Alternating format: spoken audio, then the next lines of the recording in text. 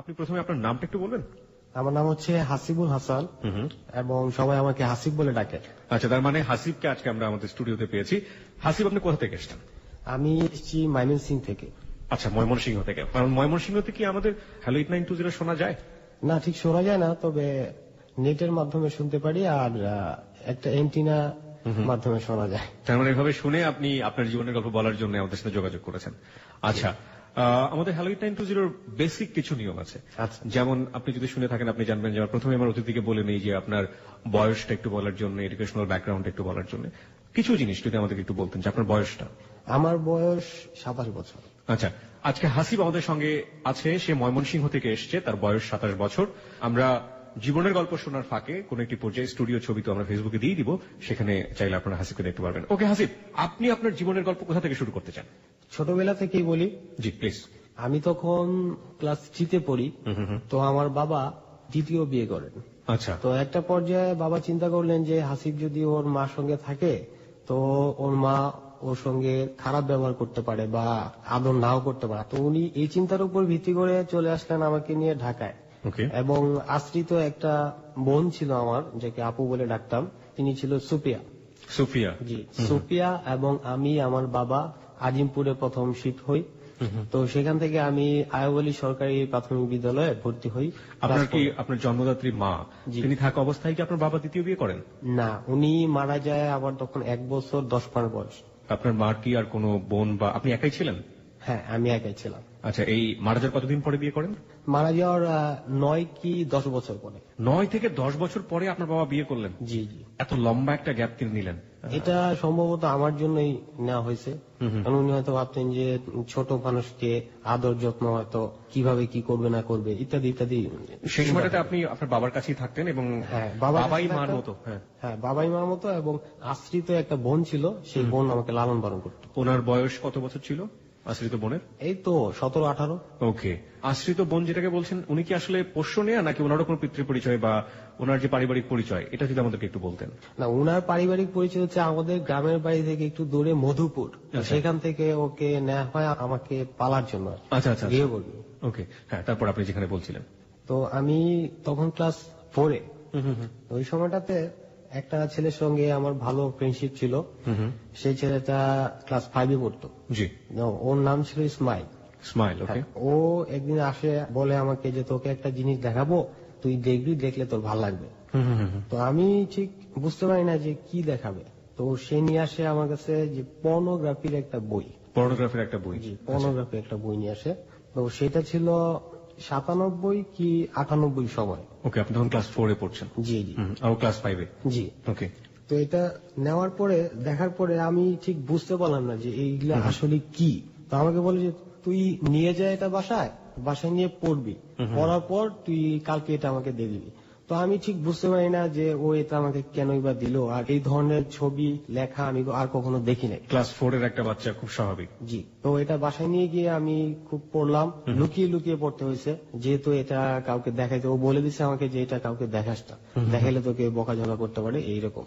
পরের দিন ওর সঙ্গে যখন দেখা হয়, তো এটা আমি ফেরত দিয়ে দিই, যে এটা তো আমি পুরো তো বুঝি না, যে কি সব উল্টাপাল্টা লেখছে, এরকম আর আগে কখনো দেখা হয় নাই।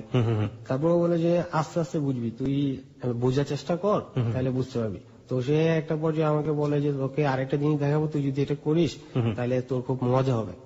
মজা যেহেতু হবে, সেই জন্য আমি একটু আগ্রহী হই যে জিনিসটা কি, যে মজা হবে। তো তারপর সে আমাকে যেটাকে বলে, তো সেটা সে দেখায় যে এভাবে এভাবে তুই করবি, তাহলে তোর ভালো লাগবে। তো আমি ঠিক এইরকম একটা অদ্ভুত বিষয়। প্রিয় শ্রোতা, আমরা এখানে একটু বিশেষ একটা শব্দ ব্যবহার করেছি, কারণ এই গল্পটা আমরা প্রচার করছি, বিভিন্ন ধরনের শ্রোতা এখানে শুনছেন। একটু বলতে চাই, আপনাদেরকে কিছু জিনিস বুঝে নিতে হবে এখানে, এবং আমরা বিশ্বাস করি যে প্রত্যেকেরই জীবনেই কোনো না কোনো ভাবে এই সময়টি এসছে এবং প্রত্যেকেই কোনো না কোনো ভাবে এই বয়সটা পার করে এসছেন। আমরা যে গল্পটা আজকে এখানে প্রচার করছি সেটা জীবনের গল্প, এবং জীবনে বিভিন্ন ধরনের ঘটনা ঘটে থাকে, কিন্তু কোনো কোনো ঘটনা আমাদের সোসাইটিকে শেখায়, আমাদের পরিবারকে শেখায়।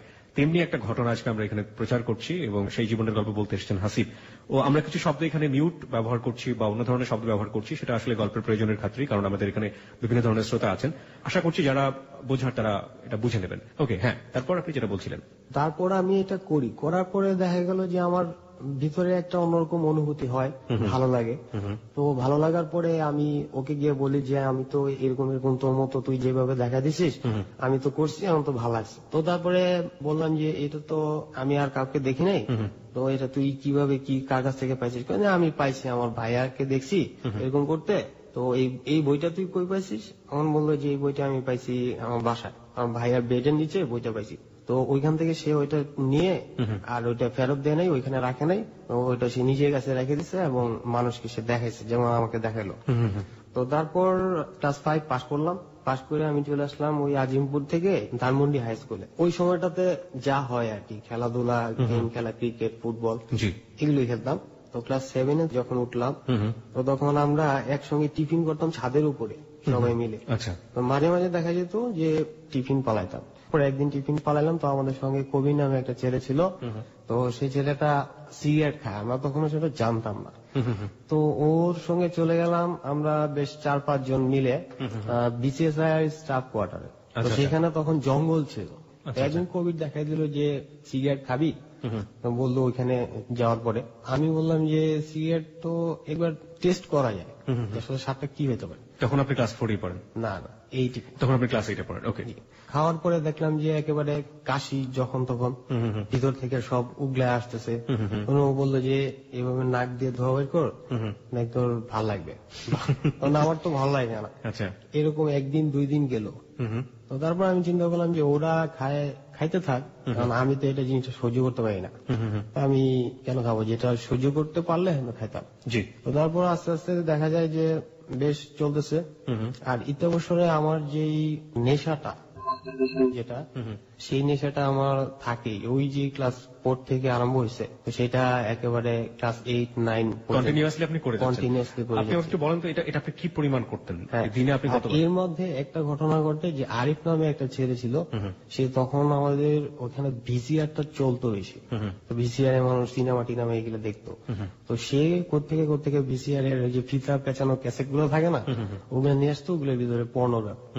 তো এইগুলা দেখা গেত যে এক একজনের বাসায় আমরা দেখতাম। তো দেখার পরে আমার ভিতরে তো এত উত্তেজনা কাজ করতো যে এটার পরে না করলে দেখা যেত আমার ভালো লাগতো না। ওকে, এটা করতে হতো। আচ্ছা, কথা হচ্ছে যে এই যে ওই ছেলেটা আপনাকে বলে দিল ক্লাস 4 আপনি এটা প্রথম জানলেন, জানার পর আপনি এটা শুরু করলেন, শিখলেন, তারপরে কি মাথার মধ্যে সবসময় এটা ঘুরতে থাকতো যে না? তাহলে সব সময় ঘুরতে থাকতো না, যখন ওই পর্নো ফিল্ম দেখতাম কিংবা বই পড়তাম তখন আর কি মাথার মধ্যে কাজ করতো। আচ্ছা, আপনি এমনিতে দিনে কতবার করতেন এটা? দিনে এটার কোনো হিসাব নেই, সকালে, বিকালে, দুপুরে, যখন সময় পাচ্ছেন তখন। তখনও তো আপনার মা আপনার ফ্যামিলিতে আছে, রাইট? জি না, আমার মা তখন ময়মনসিং এ থাকে। আর আপনি ঢাকায় চলে এসেছেন? হ্যাঁ, আমি বাবার সঙ্গে ঢাকায় চলে আসি। ওকে, বাবা অফিসে থাকতেন, আপনি সারাদিন বাসায় একা থাকতেন? হ্যাঁ, আমি স্কুল থেকে বাসায় চলে আসার পরে একাই থাকতাম। আপনার টেক কেয়ার করার মতো কেউ ছিল না ওই সময়তে? ওই যে একজন গভর্নমেন্ট ছিল। হ্যাঁ, ও তো মেয়ে ছিল, রাইট? হ্যাঁ, মেয়ে ছিল। ওর সাথে কিরকম মেলামেশা ছিল আপনার সেই সময়টাতে? ওর সঙ্গে আমার ভালোই মেলামেশা ছিল, কিন্তু এখানে একটা কথা না বললেই নয়, যেটা আমি কিভাবে বলবো সেটা বলা যায়। Be open to us. ওর সঙ্গে আমার বাবার সম্পর্ক ছিল। এটা আপনি জানলেন কবে? এটা আমি জানছি যখন আমি ক্লাস 7 পড়ি। আপনি কিভাবে জানলেন? আমি 2টা রুম ছিল, আমি এক রুমে থাকতাম, বাবা আর ওই গভর্নমেন্ট এক রুমে থাকতো। তো আমি হঠাৎ করে রাত্রে উঠছি, এই সমস্ত জিনিস তো বিষয় তো দেখে আমার একটা অভ্যস্ততা আছে, যে যেহেতু আমি বুঝে গিয়েছেন আগে জিনিসটা আসলে কি। হ্যাঁ, জিনিসটা আসলে কি হতে পারে। তো আমি নগ্ন অবস্থায় দুজনকে দেখি। ওরা কি আপনাকে দেখেছিল? না, এবং ওরা এখন পর্যন্ত জানে না যে আমি এটা দেখছি। আপনার বাবা তো আজকে আপনার গল্পটা শুনে ফেলবেন, শোনার পরে যখন জানবে তখন আপনার প্রতি রিয়াকশনটা তার কি হতে পারে? রিয়াকশনটা আমি ঠিক বলতে পারবো না, যা খুশি তাই হইতে পারে, তবে আমি যেটা সত্য কথা সেটাই বলবো। So you are desperate to open yourself, right? আপনি আপনার সত্যটা আজকে প্রকাশ করতে এখানে এসেছেন। সকল সত্য, আমি নিজের জীবনে আমার লাইফে যা ঘটছে, আমি যা দেখে বড় হয়েছি, এখন বর্তমানে আমি যা দেখতেছি, সবকিছুই আমার বলার ইচ্ছা। আমি প্রথমেই বলে নিয়েছিলাম যে হ্যালো 8920 এমন গল্প প্রচার করে যে গল্প থেকে আমরা কিছু না কিছু শিখতে পারি। এখানে যে ছেলেটি এসছে, যে বন্ধুটি এখানে এসছে আমাদের জীবনের গল্প বলার জন্য, হাসিব ময়মনসিংহ থেকে এসছে, খুব কষ্ট করে আমাদের হ্যালো 8920 শোনে, অ্যান্টেনার মাধ্যমে শোনার পরে তার উৎসাহ হয়েছে জীবনের গল্প প্রকাশ করার জন্য, এবং সেখানে সে এসে যোগ দিয়েছে। আমি একটু সবাইকে বলতে চাই, আপনারা ওর এতটুকু শুনেই, 10 থেকে 12 মিনিটের গল্প শুনেই আপনারা বুঝে গেছেন যে এমন একজন কিশোর, বলবো আমি, যে কিশোর শুরুতেই জীবনের প্রথম পর্যায়ে বিপদগ্রস্ত, এবং এমন একটি পরিবারে বড় হচ্ছে সে যেখানে মাতৃ ছায়া বলে যে ব্যাপারটা সেটা একেবারেই অ্যাবসেন্স, এবং এমন একটি ফ্রেন্ড সার্কেলের মধ্যে সে বড় হচ্ছে যে ফ্রেন্ড সার্কেলে ভালো কিছুর চাইতে মন্দের ব্যাপারটাই অনেক অনেক বেশি। এই ছেলেটির বয়স এখন 25 এবং কন্টিনিউয়াসলি তার জীবনে কি ঘটে গেছে, সে এখন কোন জায়গাটায় দাঁড়িয়ে আছে, সেটা আমরা আজকে প্রকাশ করছি। হ্যালো 8920 সব সত্যকে ওপেনলি তুলে ধরে এবং সেই সত্যকে গ্রহণ করবার মতো সাহস হ্যালো 8920 শ্রোতাদের রয়েছে, এটা আমরা বিশ্বাস করি। হাসিব, আপনি যেখানে থেমেছিলেন সেই জায়গাটায় আমরা ফিরতে চাই। সিগারেট খাওয়ার প্রসঙ্গে আপনার ফ্রেন্ডের সাথে যেটা ঘটছিল বলেন। তারপর তো ওই সময়টা সিগারেট তো লুকিয়ে খেতে হতো, সবার সামনে খাওয়ার কোনো উপায় নেই। তো আমরা বিভিন্ন জায়গায় গিয়ে খেতাম, ধানমন্ডি, লেক সার্কাস বা যেখানে একটু নির্জন পাওয়া যেত। তো আস্তে আস্তে দেখা গেল যে ক্লাস 9 কি 10-এ ওঠার পর ওদের মধ্যে একটা অন্যরকম ম্যাচুরিটি গ্রো করতেছে। কিন্তু আমি এটা অনেক পরে বুঝতে পারি যে আমার মধ্যে সেই ধরনের একটা ম্যাচুরিটি যেটা স্বভাবতই গ্রো করার কথা, সেটা আমার মধ্যে হচ্ছে না। আপনি এটা কেন ফিল করছেন? আপনি কি একটা ঘটনা বলতে পারবেন যে ঘটনার প্রেক্ষাপটে আপনার মনে হচ্ছে আপনি ম্যাচিউর না, ওদের তুলনায় আপনি ম্যাচিউর? হ্যাঁ, তো দেখা গেল যে আমরা দুষ্টামি করে মারামারি করি না, তো ওই সময় দেখা গেল যে আমি অনেকের সঙ্গে পারতেছি না, কিন্তু অ্যাকচুয়ালি আমার বডিটা যতটা ফিট থাকা প্রয়োজন ততটা ফিট না। কারোর সঙ্গেই কোনোভাবে পারছি না, আমার হাত পা দেখা গেল যে নরম হয়ে আসতেছে, হাড়ে ব্যথা হচ্ছে, বিভিন্ন ধরনের আমার সমস্যার সম্মুখীন হচ্ছি আমি। এই থেকে আমি একটা চিন্তা আমার মধ্যে আসে যে আমি তো অন্যদের মতো না, কিন্তু অ্যাকচুয়ালি তখন আমি জানি না যে আমার ভিতরের সমস্যাটা কি, যে আমার যদি বিন্দু মাত্র জ্ঞান থাকতো যে এই বিষয়টার উপরে করলে এই হইতে পারে বা এই হইতে, তাইলে তো আর আমি এই ধরনের কাজে জড়াই না। আমি তখনও জানি না যে আমার ভবিষ্যৎটা কি হবে। এটা কোন ক্লাসের ঘটনা? ক্লাস 10-এ থাকা অবস্থায়? ক্লাস 10 থাকা অবস্থা। তো এসএসসি পরীক্ষা আস্তে আস্তে চলে আসে। আমার বাবা মাঝে মাঝে আমাকে খুব শাসন করতো, খুবই শাসন। ওই সময়টাতে একদিন আমার জ্যাঠা মারা যায়। তো জ্যাঠা যখন মারা যায় তখন বাবা আমাকে খুঁজতে বের হয়। বাবা ব্যাংকে চাকরি করতো, ব্যাংক থেকে এসে আমাকে খুঁজতে বের হয়, কোথাও পায় না। তো ওই দিন 1টার সময় ছিল পরীক্ষা, পরীক্ষা ছিল 1টার সময়, আমি চলে গেছি 10টার সময় গেমস খেলতে। তো বাবা তো আইসা আগুন হয়ে গেছে যে কি ব্যাপার, ছেলেটাকে পাওয়া যাচ্ছে না। তো খুঁজা আমাকে বের করে, বের করার পর আমাকে ওই গেমস থেকে জুতা দিয়া মারতে মারতে বাসায় নিয়ে আসে।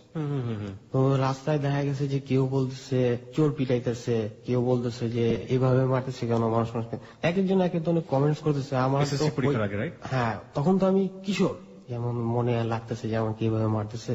আমাকে একটু বলেন তো হাসিব, ক্লাস 7-এ আপনি যখন ঘটনাটা জানলেন, আপনার বাবার সাথে ওই গভর্নেন্সের একটা অবৈধ সম্পর্ক আছে, অনৈতিক সম্পর্ক, হ্যাঁ অনৈতিক একটা সম্পর্ক আছে, সেই অনৈতিক সম্পর্ক জানার পরে কি আপনি আপনার বাবাকে কখনো বলেছিলেন বা কোনো ইশারা ইঙ্গিতে বোঝানোর চেষ্টা করেছিলেন, কিংবা ওই গভর্নেন্সকে কখনো বলেছিলেন যে তুমি কেন বাবার সাথে ভাবে জড়াচ্ছ, বা আপনার অ্যাটিটিউডের মধ্যে এমন কোনো ব্যাপার কি ছিল যে আপনি তাদেরকে বোঝাচ্ছেন তোমাদের এই সম্পর্ক আমি মেনে নিচ্ছি না? সেই ব্যাপারে আমি পরে আসতেছি। ওকে, লেটস গো। তো তারপর এসএসসি পরীক্ষা দেই 2002 সালে। তো পরীক্ষা দেওয়ার পরে পাশ করতে পারিনি, 2টা সাবজেক্টে ফেল করি। তো এর মাঝে একটা ঘটনা ঘটে, পরীক্ষা শেষ হওয়ার পরে অবকাশ যাপন করতেছিলাম 10 দিন 12 দিন, পরীক্ষা শেষ হওয়ার পর একটা লম্বা সময় ফ্রি থাকে। তো আমাদের বাসার পাশে একটা 5তলা বিল্ডিং আছে, তার সামনে একটা সদ্য নির্মিত বাড়ি। ওইখানে আমি যেতাম সিগারেট খাওয়ার জন্য। সন্ধ্যার দিকে সিগারেট খাইতেছি ওখানে একা, একটা গ্লাস ভাঙার শব্দ হইলো শুনলাম। তো গ্লাস ভাঙার শব্দের সাথে সাথে আমার পিছন দিয়ে 2টা ছেলে পালায় গেল। তার কয়েক সেকেন্ডের মধ্যে 3-4টা দারোয়ান বিল্ডিং এ আসলো, আইসা আমাকে ধরলো, কি ব্যাপার তুমি গ্লাস ভাঙছো, এই সেই নানান ধরনের কথাবার্তা বলছে। আমাকে ধরে নিয়ে গেল ওই 5তলা বিল্ডিং এর মালিকের নিচে। ওই উপর থেকে লোকজন আসলো, আমাকে বেদম প্রথম মধ্যম দিল। তো আমি তো বলতেছি যে আমি তো গ্লাস ভাঙি নাই, আপনারা আমার সাথে এরকম করেছেন কেন, আমি তো এখানে থাকি, পাশে আমার বাসা। না না, তুমি গ্লাস ভাঙছো, এখন তোমার 10,000 টাকা জরিমানা দিতে। সেই 2 সালে আমার তো একেবারে মাইয়াটাকে ব্যাপক ভাবে অবস্থা খারাপ করে ফেলাইছে। আমি কি করবো, আমি ছোট মানুষ, কিছু বুঝিও না। তো আমি অনেক অনুনয় বিনয় করলাম। তো তখন আমার বাবা একটা কাজের জন্য আসছে ময়মনসিংহ। তো ইতিমধ্যে আবার একটা ঘটনা ঘটে যেটা আমার যোগ করা প্রয়োজন, সেটা হলো যে আমার বাবা ব্যাংকিং জনিত কারণে একটা মামলায় পড়ে। ওকে, আমি ফাঁকে শ্রোতাদেরকে একটু বলে নেই আজকে তো মামলায় জড়ানোর পরে বাবা বেশ কিছুদিন পলাতক থাকে। আস্তে আস্তে আমাদের ঋণের চাপ বাড়তে থাকে, যেহেতু সাসপেনশনে চলে যায়। আসবাবপত্র যা ছিল অধিকাংশ বিক্রি করে আমরা অন্যত্র চলে যাব, একটা প্রিপারেশন চলতেছিল।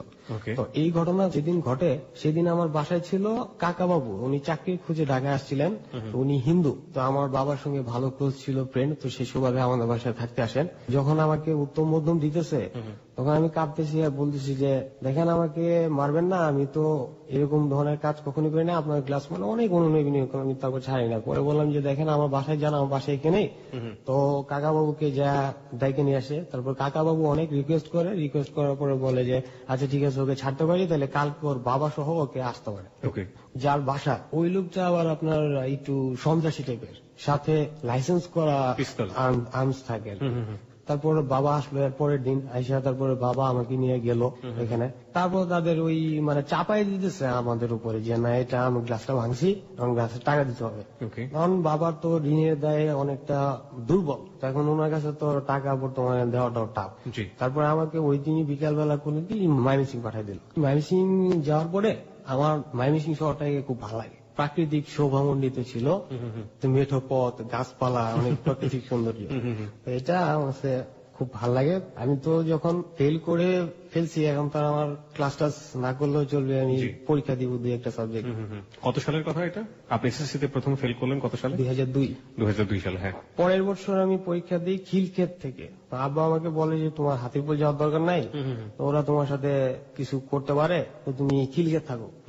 জামতলা নামে একটা জায়গা ছিল খিলক্ষেত, তো ওইখানে একটা রুম ভাড়া করে। আর ইত্যা বছরে যে আমাদের সার্ভেন্ট যে ছিল ওই মেয়েটা চলে যায়, তো আমি ওখানে একাই থাকি 2002 এর মার্চ থেকে 2003 এসএসসি পরীক্ষা পর্যন্ত ওখানে থাকি। ওকে। ওখানে থেকে পরীক্ষা দিলাম, পাস করলাম। পাস টাস করার পরে আমি আব্বারে বললাম যে আমি ঢাকা শহরে থাকবো না। কেন? ঢাকা শহর আমার ভালো লাগে না, ওই যে গ্রামের পরিবেশে আচ্ছা ঠিক আছে। গেলাম, অনেকটা সৌন্দর্য, প্রাকৃতিক সৌন্দর্য আমার খুব ভালো লাগে।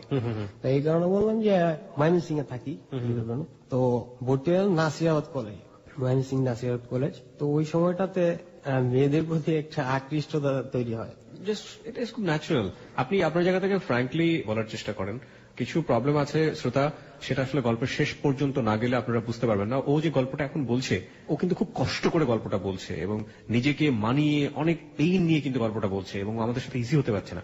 আপনি যদি শেষ পর্যন্ত গল্পটা শোনেন তাহলে বুঝতে পারবেন যে ওর ইজি না হওয়ার পেছনের কারণটা আসলে কি। এবং এই গল্পের মাঝখানে আমি একটু টিকা টিপ্পণী দিচ্ছি সবাইকে। এই গল্পে অনেকগুলো ব্যক্তি যুক্ত হবেন গল্পের শেষের দিকে এসে। আশা করছি আপনারা পুরো গল্পটা খুব মনোযোগ দিয়ে শুনবেন এবং সবসময় বলে থাকি হ্যালো 8920 তে প্রচারিত জীবনের গল্পের কোনো অংশ শুনে আপনি কোনোভাবেই মন্তব্য করতে পারবেন না শেষে আসলে কি ঘটতে যাচ্ছে। সুতরাং পুরো গল্পটা শুনুন, তারপরে মন্তব্য করুন। হ্যাঁ। নাসিরাবাদ কলেজে যখন ভর্তি হই, এলাকায় আমার মোটামুটি বেশ কয়েকটা বন্ধু বান্ধব জোটে, তো ওদের সঙ্গে বেশ আড্ডা দিতাম, সিগারেট টিগারেট খেতাম, খেলাধুলাও করতাম। একটা পর্যায়ে দেখা গেল যে আমার ইচ্ছা হয় যে একটা রিলেশন করব আমি তার সঙ্গে, কোন একটা মেয়ের সঙ্গে। হ্যাঁ কোন একটা মেয়ের সঙ্গে রিলেশন করব। রিলেশন ইন সেন্স কি, লাভ রিলেশন আর অন্য কিছু আপনি ছোটবেলা থেকে যেটার মধ্যে চলে গিয়েছেন? না, লাভ রিলেশন। ওকে, আপনি অ্যাফেয়ারে যেতে চাচ্ছেন। এফআইআর যেতে যাচ্ছি এবং এটার পিছনে আমার অনেক ইমোশন কাজ করতেছে। কিরকম? যে আমি একজনকে ভালোবাসবো, সে আমাকে আড্ডা দিবে, আমার সঙ্গে একসঙ্গে চলাফেরা করবো, এই জাতীয় কিছু। Okay, that was very good and আমরা বলতে পারি যেটা খুব প্রিটি একটা ইমোশন, যেটা যে বয়সে কাজ করে সেই বয়সেই ওর কাছে এসছে। হ্যাঁ, তারপর? তো আমাদের বাসা থেকে আপনার 3-4 মিনিটের পথ, তো ওইখানে দেখি খোলা চুলে একটা মেয়ে দাঁড়ায় আছে। চুল খোলা অবস্থাতে মানুষকে এত সুন্দর লাগতে পারে সেটা আসলে জানতাম না। ওকে। খুব ভালো লাগলো দেখার পরে। তো আমার এক ফ্রেন্ড ছিল যে পিনু, তো তাকে বললাম যে ও তোমার ভালো লাগে, কে? তো ও বলে যে ও তো লিন্ডা, ওর নাম ছিল লিন্ডা। হ্যাঁ লিন্ডা। কি করা যায়, যদি তুই একটু পরিচয় করে দিতে পারবি তাহলে আমার খুব উপকার হয়। আমি বললাম যে হ্যাঁ আচ্ছা ঠিক আছে। প্রথম দিন আমি বসে থাকলাম রাস্তায়, যে ও কখন বের হবে দেখবো কোথায় যায়। একদিন 2 দিন, 3য় দিনের মধ্যে আর কি সে বের হয়। তো বের হওয়ার পরে সে যাচ্ছে, আমি আর পিনু দাঁড়ায় দেখলাম যে কোথায় যায়। তো তারপরে আমি পিনুকে বললাম যে চল কথা বলি, তুই যেহেতু চিনিস প্রতিবেশী হিসেবে কথা বলি। তো ও গেল আমার সাথে, পরিচয় করাই দিল যে ও হচ্ছে হাসিব, ওইখানে থাকে। আমি জিজ্ঞেস করলাম যে কি ব্যাপার, ভালো আছো? হ্যাঁ ভালো। কোথায় যাচ্ছি? স্কুলে যাচ্ছি। এই পর্যন্তই প্রথম দিন। আমি কোনো কথা বলতে পারলাম না, কারণ মেয়েদের সঙ্গে কথা বলার যে এক্সপিরিয়েন্স সেটা আমার নাই। লজ্জা পাচ্ছিলেন স্বভাবতই, ওই বয়সটাতে সবাই লজ্জা পায়, ইনফ্যাক্ট আমিও পেয়েছি, এটা খুব নর্মাল। তারপর 1 দিন 2 দিন এভাবে চলতেছে, প্রায় সপ্তাহখানেকের মতো হয়। তো আমি যেই সময়টাতে দেখা যায় যে রাস্তায় বের হই, ওই সময়টাতে সে ছাদে থাকে, এবং ছাদে থাকে ওখানে চিলিগোটার মতো একটা জায়গা আছে। তো আমি রাস্তায় ওর বাসার দিকে যাইতে থাকি আর সে এই কর্নার থেকে ওই কর্নারে যাবে। হ্যাঁ এরকম হয়। পাশে একটা বাসা ছিল, বাসার গার্ড ছিল আলম ভাই। তো আলম ভাই আমার সঙ্গে খুব ক্লোজ ছিল আর কি। এতদিনে যত দিন যাইতেছে দেখা যাচ্ছে অধিকাংশ সময় ওকে ভাবতে ভাল লাগে। ওকে। ভাবি যে ও যদি আমার বন্ধু হয় বা আমাকে ভালোবাসে, মানে একটা অন্যরকম ফিলিংস কাজ করে আমার ভিতরে। জি। তো আলম ভাইকে বললাম যে ওকে তো আমার ভালো লাগে, তো আপনি কি কিছু করতে পারবেন, পরামর্শ দিতে পারবেন? আচ্ছা ঠিক আছে, আমি চিন্তা করে দেখি কি করা যায়, কথা বলতে পারি কিনা। জি। তো উনি একদিন যায় ওদের বাসায়, সামনে দিয়ে যাইতেছে, তারপরে ছাদের উপরে ওর মাকে দেখে। মাকে দেখার পরে আমরা এসে বললো যে হাসিফ ভাই ওনার তো আমি চিনি। আমি বলি আপনি চিনেন মানে কি? কয়ে ও তো আমাদের গ্রামের বাড়িতে একই জায়গায় বাড়ি। তো তারপর তো ভালোই হলো, আপনি কি কথা বলতে পারবেন? আমি বলছি হ্যাঁ, ওনার সঙ্গে আমি কথা বলতে পারবো। তো আলম ভাই বললাম যে আপনি যাই কিছু করেন একটা প্রপোজাল দিবেন আমার তরফ থেকে, যে ওকে আমার ভালো লাগে আমি ওকে বিয়ে করবো। তাহলে আমি বললাম যে আচ্ছা ঠিক আছে, আপনি যেভাবে বলতেছেন আমি সেভাবেই করবো। তারপর একদিন আমি রাস্তায় হাঁটতেছি, তো ও বের হয়েছে স্কুলে যাবে। তো আমি ওই দিন ঠিক করছি যে ওর সঙ্গে যে কোনো ভাবে হোক কথা বলবো। ওকে। তো আমি হাঁটতেছি ওর পাশে, সেও আমার পাশে হাঁটতেছে। আমি বললাম যে দেখো তোমাকে একটা কথা বলবো, তুমি যদি কোনো কিছু মনে না করো। তো বললাম যে তোমাকে আমার ভাল লাগে। তখন সে হাসলো, হাসিয়া তারপর চলে গেল। আর কোনো কথা নাই তার সাথে তখন।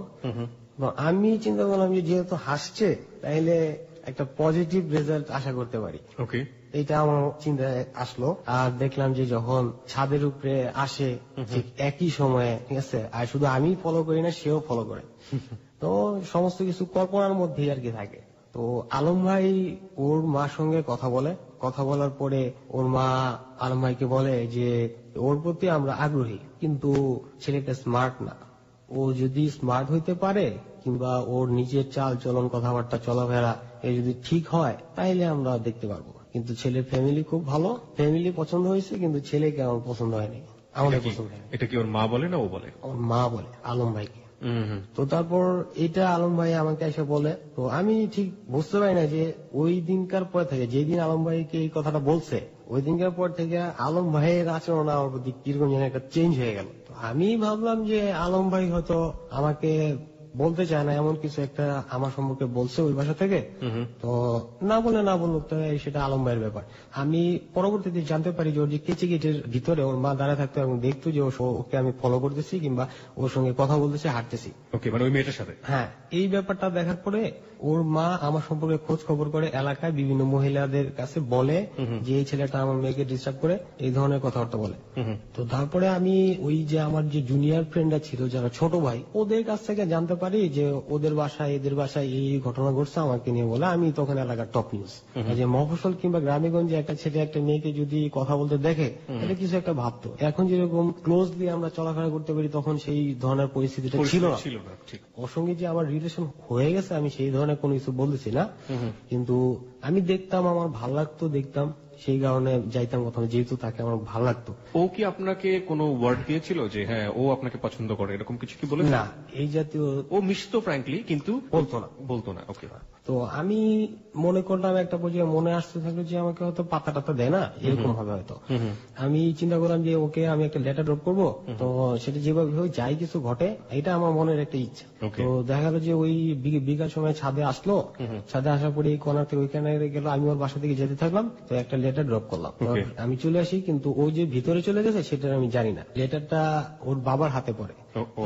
ওর বাবা ওই দিনই ওকে যায় একটা চড় মারে, এরা বলে যে কতদিন যাবত ওর সঙ্গে তোমার সম্পর্ক। এটা বলার পরে ও বলে যে না, ওকে তো আমি চিনি না, ওনাকে আমি ঠিক বলতে পারি না। তো এরপরে ওই ছাদের উপরে ও ফুলের বাগান করতো এবং দেখতে খুব সুন্দর লাগতো, ওই ফুলের বাগানের পরিচর্যা সে করতো আর কি। তো এরপরে থেকে ওদের বাসার ওইখানে ফুলের বাগান করা বন্ধ হয়ে যাচ্ছে, ছাদে ওঠা নিষেধ করে দেয়। তো আমি এই সমস্ত কথাগুলা আলম ভাইয়ের কাছে শুনছি পরবর্তীতে। তো আস্তে আস্তে আমি যখন দেখতাম যে ওর দিক থেকে কোনো আমি সারা পাইতেছি না, তো তখন আমি ওকে আস্তে আস্তে ভুলে যেতে আরম্ভ করলাম। যে আপনার জীবনে এটা প্রথম বলতে পারি আমরা যে প্রথম কোন একটা মেয়ের প্রতি আপনার ইমোশন। তো তারপরে আমার ছোট ছিল, তো ছোটর ফ্রেন্ড হচ্ছে কণা, আর মাজারুল হচ্ছে আমার এলাকার ফ্রেন্ড। তো ওই পর্যায়ে ছোট মানে বুঝলাম না। ছোট মানে ছোট বোন। আপনার ছোট বোন? ছোট বোন মানে কোথা থেকে আসলো? আপনার সেকেন্ড যে মা, তার একটাই মাত্র মেয়ে ছিল? জি। ওকে, ওকে আমি ছোট বলি আর কি। ছোট বলে ডাকেন? ওকে, ছোট বলে ডাকি। ওর সাথে আপনার বয়সের ডিফারেন্স কত? 7 বছরের মতো। ওকে, হ্যাঁ, তারপর? তো ছোট ফ্রেন্ড হচ্ছে কণা, কিন্তু কণা ছোট ফ্রেন্ড হইলেও কণার বয়সটা একটু বেশি, ও একটু লেটে স্কুলে ভর্তি হয়। তো মাজলের সাথে কণার বেশ রিলেশন ছিল। তো মাজল একদিন আইসা আমাকে বলে যে দোস্ত তোদের বাসায় ডেট করবো, তুই একটু বন্দোবস্ত করে দিতে পারবি? আমি বললাম হ্যাঁ, এটা তো কোনো ব্যাপারই না। তুই ওনাটাকে কণা মানে এলাকায় ওই ছোট সঙ্গে খেলাধুলা করতো। হ্যাঁ, তো এই নামগুলো যখন বলছেন তখন একটু ক্লিয়ার করার রিলেশনগুলো, নইলে আমরা বুঝতে পারবো না। আর এই লোকটা ডেট করতে চাইলো, সেই লোকটার সাথে আপনার রিলেশনটা কি? ও আমার ক্লাস ফ্রেন্ড। আপনার ফ্রেন্ড। তো এখানে ছোট প্রসঙ্গটা কেন আসলো? হ্যাঁ, ছোট প্রসঙ্গ, সেই প্রসঙ্গে আমি আসতেছি। জি, বলেন। ও বললো যে ডেট করবে, তো আমাকে বন্দোবস্ত করে দিতে বলবো। তা আমি বললাম যে আচ্ছা ঠিক আছে, এটা কোনো ব্যাপারই না, তুই আমার কাছে আসবি আর ছোটর কাছে আসবে কণা, যেহেতু ওরা একসাথে খেলাধুলা করে, তো সেই সুবাদে। তো ও বললো যে তাই তো ভালোই হবে। তখন আমি বললাম যে আমাকে খাওয়াইতে হবে। আচ্ছা ঠিক আছে, তোকে খাওয়াবো। এইভাবে বন্দোবস্ত করে দিয়ে আমাদের ছাদে ডেট করার। আমি কিন্তু কিছুদিন আগেই, যেটা বলে রাখি, এর 3 মাস আগে টপ নিউজ হয়ে গেছিলাম এলাকায়, যে ওই বিষয়টা নিয়ে আর কি, লেটার টেটার।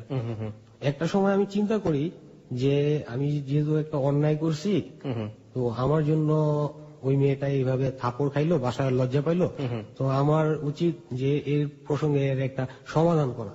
তো আমি ওর বাবার কাছে যাই, বাবার কাছে যাই বলি যে দেখেন আঙ্কেল, আমি তো একটা অন্যায় করছি, তো সেটা তো আমি করছি, তো আপনার মেয়ের কোনো দোষ নাই।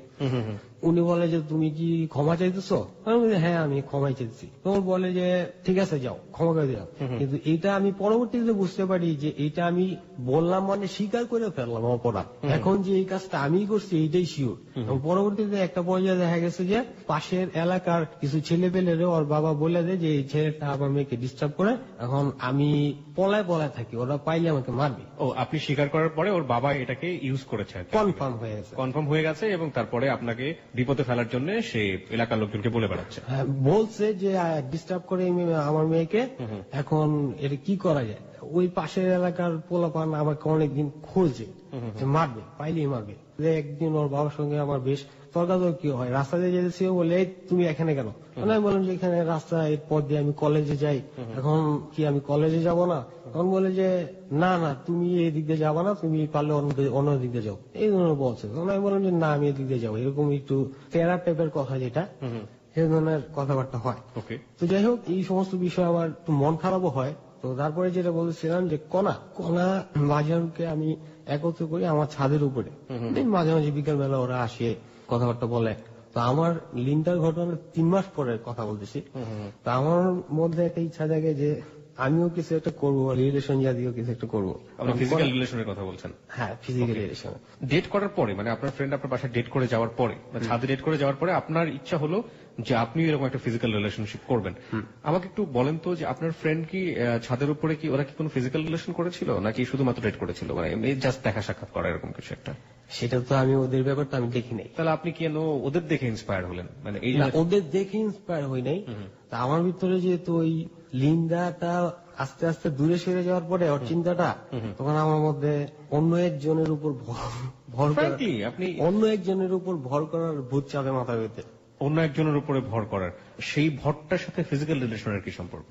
না, ফিজিক্যাল রিলেশনের সম্পর্ক তো নাই, আমি সেটাতে আসতেছি পরে। আচ্ছা, বলেন। হ্যাঁ, তো তারপরে কোন একটা ফ্রেন্ড থাকে পূর্ণ। না, আপনি আমার পয়েন্টটা একটু ক্লিয়ার করেন, যেহেতু আমাদের শ্রোতারা শুনে ফেলেছে পার্টটা। সেটা হচ্ছে যে আপনি বললেন যে আপনার 3 মাস পরে এরকম একটা আগ্রহ জাগে যে আপনি একটা ফিজিক্যালি অ্যাফেয়ারের দিকে যেতে চান। সেটার কারণ হিসেবে আপনি বলছেন যে লিন্ডা আপনার কাছ থেকে ধীরে ধীরে সরে যাচ্ছে আপনার মনের জায়গাটা থেকে, দ্যাটস ওয়াই আপনি এইভাবে চিন্তাটা করছেন।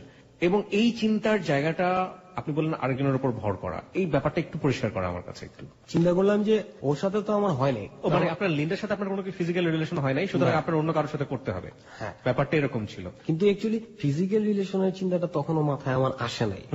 আমি জাস্ট ভালোবাসার কথাটা চিন্তা করছি, যে আমি কাউকে ভালোবাসবো এবং সে আমাকে ভালোবাসবে। তাহলে আপনি অন্যের উপর ভর করা বলতে কি বোঝাচ্ছেন? যে অন্যকে আপনি লাভ করবেন? হ্যাঁ, লাভ করবো না, ফিজিক্যাল রিলেশনের মধ্যে যাবেন? কোনটা? না, ফিজিক্যাল রিলেশনের মধ্যে যাওয়ার চিন্তা তো মাথায় আসে নাই, কারণ ওই সময়টাতে আমি চিন্তা করতাম যে আমি তো পচে গেছি। তখন আমার ভিতরে একটা কাজ করতে থাকে যে আমি তো এরকম করছি, আমি তো পচে গেছি, তো আমি কাউকে পচাবো না, এই ধরনের একটা থিম কাজ। মানে আপনার এই তো ভালোবাসবো, কিন্তু আপনার যে ব্যাপারটা, আপনি যে কাজটা করতেন ছোটবেলা থেকেই বন্ধুদের প্ররোচনায় পড়ে বা যেটা হোক না কেন, আপনার শারীরিক যে ব্যাপারটা, এটা নিয়ে আপনার ফিলিংসটা ছিল যে আপনি পচে গেছেন, এবং এটা খুব খারাপ কাজ এবং এটা খুব গর্হিত অপরাধের কাজ, যেটা আপনি কন্টিনিউয়াসলি করে যাচ্ছেন।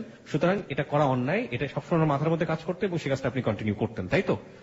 আমি এই ফাঁকে একটু সবাইকে অ্যাড্রেস করতে চাই। আপনারা নিশ্চয়ই বুঝে গিয়েছেন যে শব্দটা উচ্চারণ করছে সেটা বারবার একটু অন্যভাবে করে দিচ্ছি, স্পান্স করে দিচ্ছি। এটা সম্পর্কে ওর ছোটবেলা থেকে একটা খারাপ ধারণা মনের মধ্যে ছিল যে ও যে কাজটা করছে সেটা একটা অন্যায় কাজ, এবং এটা করা মানে হচ্ছে পচে যাওয়া। এই পচে যাওয়া কাজটা যেহেতু সে কন্টিনিউসলি করছে, সুতরাং আর কাউকে সে পচাতে চায় না, এরকম একটা কনসেপ্ট সে নিজে নিজে নিয়ে বড় হয়েছে।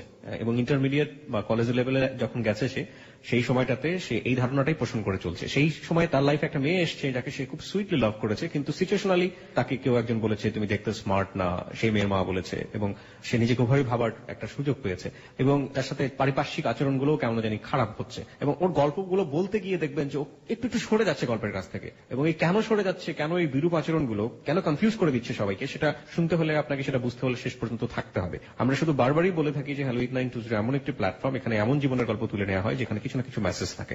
আচ্ছা, তো তারপরে আপনি একটা চিন্তা ভাবনা করলেন যে কোনো ভাবেই হোক আপনার অন্য কারোর সাথে ইনভলভ হতে হবে, যেহেতু লিন্ডা আপনার কাছ থেকে দূরে সরে যাচ্ছে। হ্যাঁ, তারপর কোনার একটা ফ্রেন্ড থাকে পূর্ণ। হ্যাঁ, তো আমি মাঝারকে বলি যে দোস্ত পূর্ণর সঙ্গে আমি অ্যাফেয়ার করবো, ওকে আমার খুব ভালো লাগে। হ্যাঁ আচ্ছা ঠিক আছে তুই করতে পারিস। তো কণার সঙ্গে পূর্ণ আমাদের বাসায় আসে, ওরা আবার একসঙ্গে খেলতো, ছোট কণা পূর্ণ। হ্যাঁ, ওরা একসঙ্গে খেলাধুলা করতো, ব্যাডমিন্টন খেলতো আর কি বিকালবেলা শীতের সময়। এই সুবাদে আমার ছোটর কাছে পূর্ণ আসে। আসার পরে আমি ছোট আর পূর্ণ কথা বলতেছি ছাদের উপরে। তো আমি বললাম যে ছোট তুমি চলে যাও, আমি পূর্ণর সঙ্গে একটু কথা বলবো। তো সে চলে যায়। চলে যাওয়ার পরে আমি পূর্ণকে বলি যে তোমাকে আমি ভালোবাসি। ডিরেক্ট সরাসরি বলি তোমাকে আমি ভালোবাসি। তো এই কথা বলার পরে দেখলাম যে তার চোখ কেমন যেন হয়ে গেল, চোখের মধ্যে একটা অন্যরকম এক্সপ্রেশন চলে আসলো। কোন ক্লাসে পড়তো পূর্ণ সেই সময়? 7-এ পড়তো। ক্লাস 7-এ পড়তো। আর আপনি তখন কলেজে পড়ছেন? কলেজে পড়ছি। ইন্টারমিডিয়েট কি ফার্স্ট ইয়ার আর সেকেন্ড ইয়ার? ফার্স্ট ইয়ারে পড়ছেন। রিল্যাক্স হাসিব, আপনি একদমই রিল্যাক্স থাকেন, কারণ আমাদের লিসনাররা বুঝতে পারবেন আসলে আপনি যেহেতু যেভাবে নার্ভাস ফিল করছেন। ইনফ্যাক্ট ওর একটা সমস্যা আছে, প্রিয় শ্রোতা, আমি সবাইকে অ্যাড্রেস করছি, ও গল্প বলতে গিয়ে মাঝে মাঝে খেই হারাই ফেলছে, এবং এটা আপনাদের সবার বোঝাটা জরুরি। ওর একটা সমস্যা আছে, সমস্যাটা হচ্ছে, আমি একটু ফ্র্যাঙ্কলি সবাইকে বলি, ও মানুষের সামনে ইজি হতে পারে না। ও না পারে একটা ছেলের সামনে ইজি হতে, না পারে একটা মেয়ের সামনে ইজি হতে, এবং এই গল্প বলতে গিয়ে সে প্রচুর পরিমাণে ব্রেক নিচ্ছে। সে ব্রেকগুলো হয়তো আপনারা টের পাচ্ছেন না, এবং ও নার্ভাস ফিল করছে। আমরা সেই জায়গা থেকে ওকে বের করার চেষ্টা করছি। ও আমার সামনেও অনেক বেশি নার্ভাস, শুধুমাত্র আমার কাছে নার্ভাস ব্যাপারটা এরকম না, ও যে কোনো ছেলের সামনে ইজি হতে পারে না, যে কোনো মেয়ের সামনে ইজি হতে পারে না। এটা ওর একটা বড় সমস্যা, এবং এই সমস্যার পেছনের কারণটা অনেক লম্বা। সেই লম্বা কারণ, সেই লম্বা স্টোরিটা আজকে আমরা হ্যালো 8920 তে তুলে আনছি। এই পর্যায়ে আমি একটু বিরতি নিতে চাই। বিরতির পরে আমরা ফিরে আসবো হাসিবের জীবনের গল্পে, এবং হাসিবের জীবনের গল্প আপনি চিন্তাও করতে পারবেন না হাসিব আজকে কোন জায়গাটায় দাঁড়িয়ে আছে। আমরা ছোট্ট একটা সংবাদের বিরতি নিচ্ছি, বিরতির পরপরই ফিরে আসছি। আপনাদের সবাইকে মনে করিয়ে দিচ্ছি আপনারা শুনছেন হ্যালো 8920 এবিসি রেডিও FM 89.2। কথা বন্ধু কি প্রিয় আপনার সঙ্গে আছে। আপনি চাইলে আমাদের সাথে যোগ দিতে পারেন। আমাদের সাথে যোগ দেওয়ার নিয়মটা হচ্ছে facebook.com/hello8920। আমি আবারও বলছি facebook.com/hello8920। ওখানে যাবেন, যাওয়ার পর আপনি লাইক দেবেন, লাইক দেওয়ার সঙ্গে সঙ্গেই আপনি হ্যালো 8920 মেম্বার হয়ে যাবেন। সংবাদের পরেই ফিরছি, সাথে থাকবেন।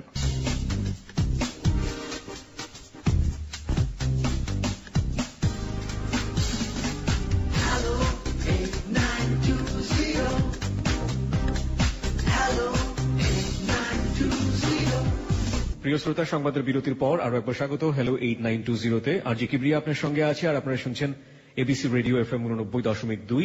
আজকে হ্যালো 8920-তে হাসিব তার জীবনের গল্প বলছে। হাসিবের ছবি দেখতে যাচ্ছেন অনেকে। আমাদের স্টুডিও পিকচার যেটা হয়, আমরা গল্পের কোন একটি ফাঁকে সেটা দিয়ে দিব, এবং এই ফাঁকে আপনাকে আরো একবার মনে করিয়ে দিচ্ছি আপনি হ্যালো 8920-তে এসে আপনার জীবনের গল্প বলতে পারেন। এটা এমন একটি প্ল্যাটফর্ম যেখানে এসে মানুষ তার জীবনের গল্প বলে যায়, এবং আমরা সবসময় জীবনের গল্প নির্বাচন করবার ক্ষেত্রে একটা জিনিস আমাদের মাথায় থাকে, জীবনের গল্প যে কোনো অ্যাঙ্গেল থেকে হতে পারে, but there should be a message, এবং এই মেসেজটি সবার জন্যই। এবং আজকের গল্পেও সেরকম রয়েছে। আপনি শেষ পর্যন্ত শুনলে হয়তো বুঝতে পারবেন যে আসলে কোন অ্যাঙ্গেল থেকে আমরা আজকের গল্পটা প্রচার করছি। হ্যালো 8920-তে আসার নিয়ম দুটো। একটা হচ্ছে ফেসবুক পদ্ধতিটা সবসময় আমরা অনুসরণ করে থাকি, এবং যারা হ্যালো 8920 শোনেন, যারা এখন পর্যন্ত ফেসবুকে মেম্বার হননি আমাদের, তাদের সবাইকে আমরা ইন্সপায়ার করি হ্যালো 8920 মেম্বার হয়ে যাওয়ার জন্য। আমাদের ফেসবুকের ঠিকানা হচ্ছে facebook.com/hello8920। আমি আবারও বলছি facebook.com/hello8920। ওখানে যাবেন, যাওয়ার পরে লাইক দিলে আপনি হ্যালো 8920 মেম্বার হয়ে যাবেন, এবং ওখানে হাসিবকে নিয়ে একটি রেডিও স্ট্যাটাস দেওয়া আছে, আপনি চাইলে ওখানে কমেন্টস করতে পারেন। হাসিবকে যদি কোনো প্রশ্ন করার থাকে প্রশ্ন করতে পারেন। একই সাথে আমি ধন্যবাদ জানাতে চাই চিটাগং এবং কক্সবাজারের লিসনারদেরকে। আমাদের প্রিয় শ্রোতাদেরকে এবিসি পরিবারের সাথে যুক্ত হওয়ার জন্য, এবং আপনারা জেনে খুশি হবেন যে চিটাগং এবং কক্সবাজারে আমাদের এবিসি রেডিওর পরীক্ষামূলক সম্প্রচার চলছে, এবং এই বিশাল কমিউনিটিকে আমরা হ্যালো 8920 পেয়েছি আজকে। সেই জন্য তাদেরকে আন্তরিকভাবে ধন্যবাদ জানাতে চাই, সাধুবাদ জানাতে চাই আমাদের সাথে যুক্ত হওয়ার জন্য। চিটাগং কিংবা কক্সবাজার থেকে কেউ যদি আসেন আমাদের এখানে হ্যালো 8920 তাদের জীবনের গল্প বলার জন্য, সেক্ষেত্রে তারা অবশ্যই মোস্ট ওয়েলকাম। ওকে, আরেকটি পদ্ধতি হলো ফোন করেও আপনি আপনার জীবনের গল্প এখানে বলতে চাইতে পারেন। আমাদের ফোন নাম্বারটি হচ্ছে 91156668। আমি আবারও বলছি 91156668। ফোন করবেন, ফোন করার পরে ফোনের নির্দেশনা অনুযায়ী আপনি আপনার কলটি এখানে বলবেন, এবং এটা এখানে স্বয়ংক্রিয়ভাবে রেকর্ড করা হয়। আচ্ছা, আমরা চলে যাচ্ছি হাসিবের গল্পে। হাসিব, আমরা যেখানটাতে ছিলাম যে পূর্ণকে আপনি সরাসরি বললেন যে আপনি তাকে লাভ করেন, মানে আপনি ভালোবাসেন। হ্যাঁ, তারপরে তার চোখের এক্সপ্রেশনটা চেঞ্জ হয়ে গেল, আপনি যেটা বলছিলেন। হ্যাঁ, তারপর ওর চোখ দুইটা দেখলাম যে আবেগে লাল হয়ে গেল, কারণ চোখগুলা ছোট হয়ে যাচ্ছে এবং চোখের বর্ণ লাল। নর্মালি মানুষের যে চোখটা থাকে সাদা, ওর চোখে কেমন যেন লাগলো আমার কাছে, যে দেখলাম রক্ত এসে গেল। আচ্ছা আচ্ছা। তো তারপর আমি ওর হাতটা ধরলাম, তো ধরার পর সেটা এক অসাধারণ অনুভূতি বলা যায়। ওকে, অসাধারণ অনুভূতি। প্রথম কোন মেয়ের হাত ধরা, কারো হাত ধরলে যে এরকম লাগতে পারে সেটা আমার জানা ছিল না। তো তারপর এক কর্নার থেকে আরেক কর্নারে গেলাম ছাদে, তো তারপরে বললাম যে তুমি কি কালকে বেরোবা? তখন ও বললো যে ঠিক নাই। তো বললাম যে আচ্ছা ঠিক আছে, যাও তাই না। তখন চলে গেল। চলে যাওয়ার পরে এর ফাঁকে যে কণা যে ছিল, এর 2-1 দিন পরে সে পূর্ণকে ইন্সপায়ার করে যে হাসিফ ভাই তোকে এই বলছে, তুই এক কাজ কর, উনার তো বয়স বেশি, এই সেই তুই স্কুলে পড়িস, ইন্টার পরে এই ইত্যাদি ইত্যাদি অনেক কিছু বুঝানোর পরে বলে যে তুই তো না, আমাকে বলে দে, মজা হবে। তো পূর্ণ আবার এমন একটা মেয়ে, ওকে যদি কেউ বুঝাইতে পারে যে এটা মজা হবে তাহলে সে সেটা করবে। তো পূর্ণ একটা পর্যায়ে দেখা যায় যে 2-3 দিন পরে এটা বাসায় বলে দেয়, ওর মাকে বলে দেয়। ওর মাকে বলে যে হাসিফ ভাই আমাকে এই কথা বলছে। তো ওর মা আমাকে ডাইকে পাঠায়। তো ডাইকে পাঠানো বলে যে কি ব্যাপার হাসিফ, তুমি একটু সঙ্গে এগুলা মেয়েদের সঙ্গে কি বলো? হ্যাঁ, তখন আমি বলে যে না আন্টি, আমি তো বলছি ওকে ভালোবাসি, ছোট ফ্রেন্ড, আমি তো বোনের মতো দেখি ওকে, ভালোবাসতেই পারি, স্বাভাবিক। তারপরে আন্টি ক্রিজি হয় যে দেখো তুমি বাচ্চা বাচ্চা মেয়েদের সাথে এরকম ধরনের করবো না।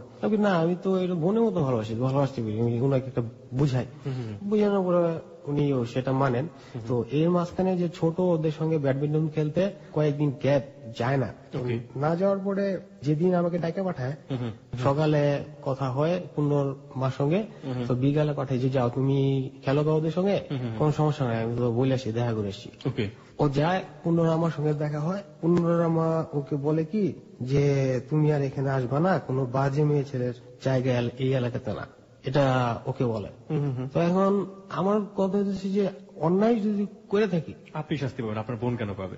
আমি তো শাস্তি পাইতে পারি, আমাকে যা খুশি তাই করুক, আমি শাস্তিযোগ্য অপরাধ করে শাস্তি দিবে, কিন্তু আমার বোনের সঙ্গে তো এটা বলাটা ঠিক মানায় না। তো ও কান্না করতে করতে চলে আসে, ও এলাকার কারোর সঙ্গে মিশাই বন্ধ করে দেয়। এই কথা শোনার পরে এলাকার কারোর সঙ্গে মিশাই বন্ধ করে, আর কণা পূর্ণ মাঝারুল্লাহ সম্পূর্ণ দেখলাম যে একেবারে ঐক্যজুট, যেখানে যায় আমাদের সম্পর্কে বলে বেড়ায়। তো এর কিছুদিন পরে, সপ্তাহখানেক পরে, কণা একটা চিঠি নিয়ে ধরা পড়ে ওর বাসায়। তো ও এটা বলে কি যে চিঠিটা আমি লিখছি, তার কাছে হাসিফ ভাই লিখছে। ওর ভাইয়ের সঙ্গে দেখা হয় আমার রাস্তায় দেখানো হয়েছে। আমার ভাই আমাকে বলে যে কি ব্যাপার, তুমি কনার সঙ্গে এগুলা কি লেখছো, চিঠি টিঠি? না, আমি তো লিখি নাই, এটা অন্যজনের চিঠি, আপনি আমার হাতের লেখা মিলে দেখেন যেটা আমি না। তো উনি বিশ্বাসই করতে চায় না। তারপর অনেক ধরনের কথাবার্তা বলে আমাকে, আমি মানে নেই। যাক, এখন বলতেছে সবাই যদি বলে তাহলে তো আমি এটা করছি। আমি ওনার সঙ্গে কথা হওয়ার পর ওনারা বুঝাইতে পারি না, উনি চলে যায়। তো চলে যাওয়ার পরে আমি আবারও এলাকায় টপ নিউজ হয়ে গেলাম। সেই লিন্ডা থেকে শুরু করে এই পূর্ণ, আবার মাঝারুল, আবার কণা, সবাই শুধু আমার উপরে চাপাই দিচ্ছে দোষ। আপনার ফ্যামিলি থেকে কি যখন এই ধরনের ঘটনাগুলো চাপিয়ে দিচ্ছে একের পর এক, আপনার ফ্যামিলি থেকে আপনার বাবা কিংবা আপনার সৎমা কোন ধরনের কোন উদ্যোগ কি নিয়েছে আপনার পক্ষে কথা বলার, কিংবা আপনাকে কোন ধরনের উত্তম মাধ্যম দেয়া, পারিবারিকভাবে শাসন করা? না, আমার বাবা বলছে যে আমরা যখন তোমার বয়সে ছিলাম 2-4 জন মেয়ে আমাদের পিছে ঘুরছে, কিন্তু আমরা কাউকে বলিনি, পাত্তা দিইনি, এই কথা বলছে। আপনার বাবা আপনাকে এটা বলেছে? হ্যাঁ, এই কথা বলছে। এটা শোনার পরে আপনার ফিলিংসটা কি ছিল, যে আপনি ভুল করছেন? আপনার অনুভূতিটা কি ছিল? আপনি এটাকে কিভাবে নিয়েছেন, আপনার বাবার এই কথাটাকে? এখন আমি ঠিক বুঝতে পারি না, ওই কথাটা অত মূল্যায়ন দিয়ে আমি চিন্তা করি এটাই। ইনফ্যাক্ট আপনি বুঝেনি নেই যে আসলে উনি কি বলতে যাচ্ছেন, তাই তো? আর আপনার সৎমা কি আপনাকে কোন ধরনের কোন? হ্যাঁ, উনি আমার মা বলতো যে তুই এভাবে হাঁটবি না, এইভাবে চলাফেরা করস কেন, এইভাবে কথা বলস কেন, কিন্তু আমি কেয়ারলেস ছিলাম। টু বি অনেস্ট আপনি কেয়ারলেস ছিলেন, ওনাকে কেয়ার করতেন না। মানে এই বিষয়গুলো কেয়ার করতাম না। এই বিষয়গুলো মেয়েদের ব্যাপারে আপনি কোনো কেয়ারই করতেন না, যা বলবে যেটা বলুক। না না, আমার বিষয় যে আমি কিভাবে হাঁটি, কিভাবে কথা বলি, এই সমস্ত বিষয়গুলো। হাঁটার বিষয় নিয়ে সে কি বলতো আপনাকে? হাঁটার বিষয়, তুই এইভাবে লাফা লাফা হাঁটবি না। তো আমার একটা ফ্রেন্ড ছিল আরিফ নাম, স্কুল লাইফে। তো ও একটু শরীর জায়গায় জায়গায় হাঁট, তো ওর হাঁটা দেখে ওরে আমি অনুকরণ করতাম। একটা পর্যায়ে দেখা গেল যে আমি তো শুকনা ইন্টারমিডিয়েট লাইফে খুব শুকনা হালকা ছিলাম, দেখা গেল যে আমিও লাফায় লাফায় হাঁটি।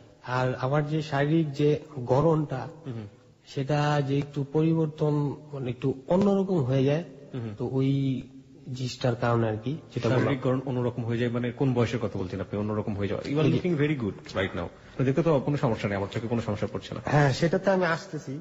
তো যখন আমার শারীরিক গড়নটা চেঞ্জ হয়ে যায়, শারীরিক গড়নের আগে আমি যে জায়গাটায় ছিলাম, গল্পের ওই জায়গাটা যেতে হবে একটু। সেটা হচ্ছে যে সবাই আপনাকে দোষ দিচ্ছে, আপনার পরিবারের আশেপাশে যারা রয়েছেন, লিন্ডার ব্যাপারে আপনাকে দোষ দিচ্ছে, পূর্ণর ব্যাপারে আপনাকে দোষ দিচ্ছে, কণার ব্যাপারে আপনাকে দোষ দিচ্ছে, এরকম একটি জায়গায় আপনি ছিলেন। হ্যাঁ, তারপর আমি চিন্তা করি যে আমার নামে যখন এত বদনাম, সবাই আমাকে খারাপ বলে, আমি মেয়েদেরকে ডিস্টার্ব করি, আমি আর এলাকায় থাকবো না, বাসা ছেড়ে চলে যাবো। তখন আমি বাসা ছেড়ে পালাই। কোন ক্লাসে থাকা অবস্থায়? ইন্টারমিডিয়েট পরীক্ষা দিব আর কি। ইন্টারমিডিয়েট পরীক্ষা দিবেন, এই সময় আপনি বাসা ছেড়ে পালালেন? হ্যাঁ, পালাইলাম। পরীক্ষার আছে 1-5 মাস আছে, ফর্ম ফিল আপ করছি। পালাই যা ঢাকায় চলে আসি আবার। তো আমার ইচ্ছা ছিল যে আমি আর বাসায় যাবো না, এখানে যাই হোক, এখান থেকে ঘুরবো ফিরবো আর কোন একটা কাজ টাজ করে আপনি লাইফটা চালাবো। ঢাকায় আপনি এসে কোথায় উঠলেন? ঢাকায় আমি থাকলাম কমলাপুর রেল স্টেশনে। কমলাপুর রেল স্টেশনে উঠলেন? জি। আপনার বাবা জানতো এটা? না, কাউকেই আপনি জানাননি? আপনি পুরো ফ্যামিলি থেকে আপনাকে ডিটাচ করে ফেলেছেন? হ্যাঁ, আমি পথে পথে ঘুরতেছি এখান থেকে ওখানে, সেটা এক অন্যরকম অভিজ্ঞতা। মানুষের বলেন, আপনি ধীরে ধীরে বলেন, আমরা শুনি। মানুষের যদি ঘর বাড়ি না থাকে, তাহলে মানুষের লাইফটা কি হয়, সেই লাইফটা আমি এক্সপিরিয়েন্স করছি আর কি। তখন তৃতীয় দিনের দিন আমি করলাম কি, বাংলা মোটর পার্কে গেলাম।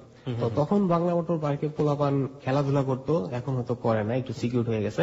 তো সেখানে আমার স্কুল লাইফের কিছু ফ্রেন্ডের সঙ্গে দেখা হয়। তো ওই একটা ছেলে মোবাইল থেকে আমি আব্বার মোবাইলে একটা মিস কল দিই। তো মিস কল দেওয়ার পরে আব্বার সাথে সাথে ব্যাক করার পরে তখন ওই ছেলেটার কাছে থাকে মোবাইল। তো ও বলে যে আমি তো মিস কল দিইনি, হাসিব দিছে।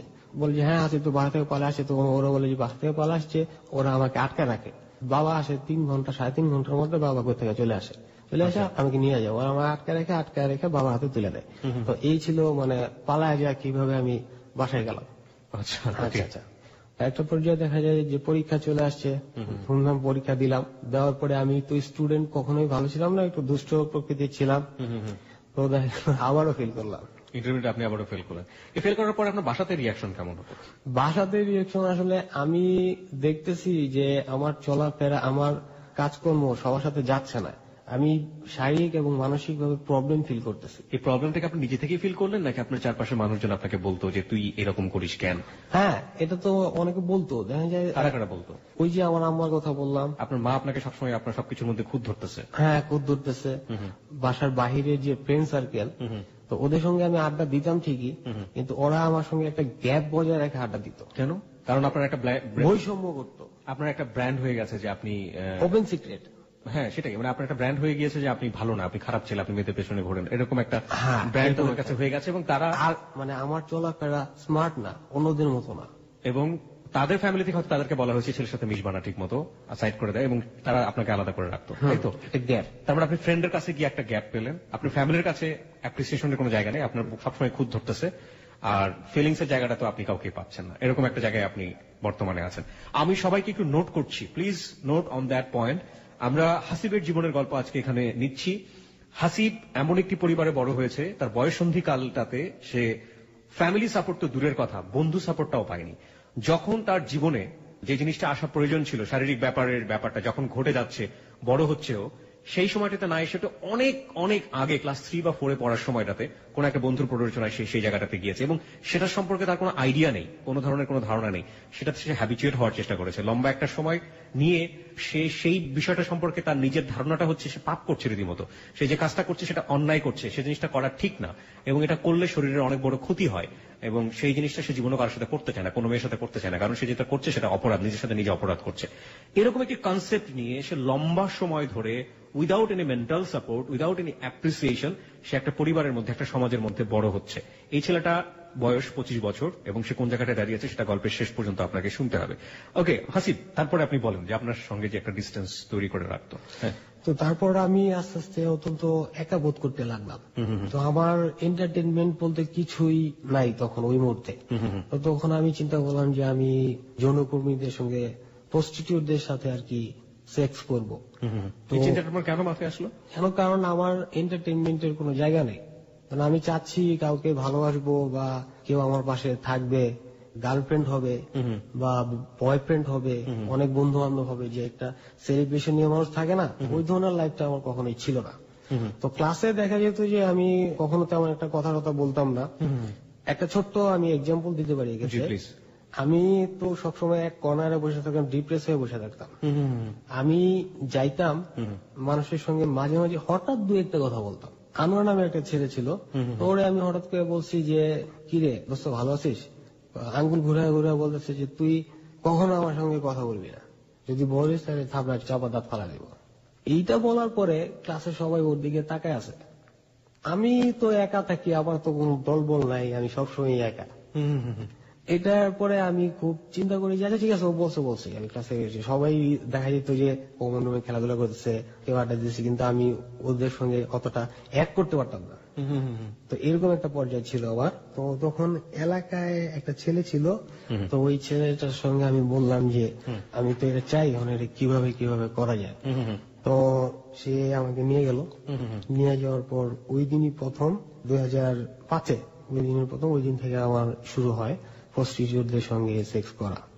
যেহেতু আপনি একটা প্ল্যান করেই ফেললেন যে আপনার এন্টারটেনমেন্টের জন্য আপনি প্রসদের সাথে মিশবেন, বা আপনি যেটা বলছেন যে এরকম একটা সম্পর্কে আপনি যাবেন, তো আপনি তো প্রথম দিন যেটা গেলেন সেই সময়টা আপনার ফিলিংস এন্ড এক্সপেরিয়েন্স কিরকম মনে হচ্ছিল, কিভাবে আপনি মিশলেন, এটা একটু আমাকে বলেন। ওদের সঙ্গে আমার তেমন কোনো আবেগ কাজ করে নাই। আপনি যেখানে যাচ্ছেন, আপনার বয়স তখন ইন্টারমিডিয়েট, আপনি সেকেন্ড ইয়ার পড়েন, রাইট? আপনার দেখতে একদম কিশোর বয়স। তো ওখানে গিয়ে আপনি যার সাথে মিশলেন, যাদের সাথে মিশলেন, তাদের বয়স বা তাদের অ্যাটিটিউড, এগুলো একটু আমার জানা দরকার। তাদের অ্যাটিটিউড তেমন কিছু না। গেলে বলবি যে তুমি টাকা দাও, তোমার কাজ তুমি করো, করে চলে যাও, এরকম একটা ব্যাপার ছিল। হ্যাঁ, এরকম একটা ব্যাপার, এছাড়া আর অন্য কোনো কিছু না। ওকে, ফার্স্ট ডেতে আপনি এরকম একটা এক্সপিরিয়েন্স পেলেন। What was your feelings? এটা করার পরে আপনার ফিলিংসটা কি ছিল?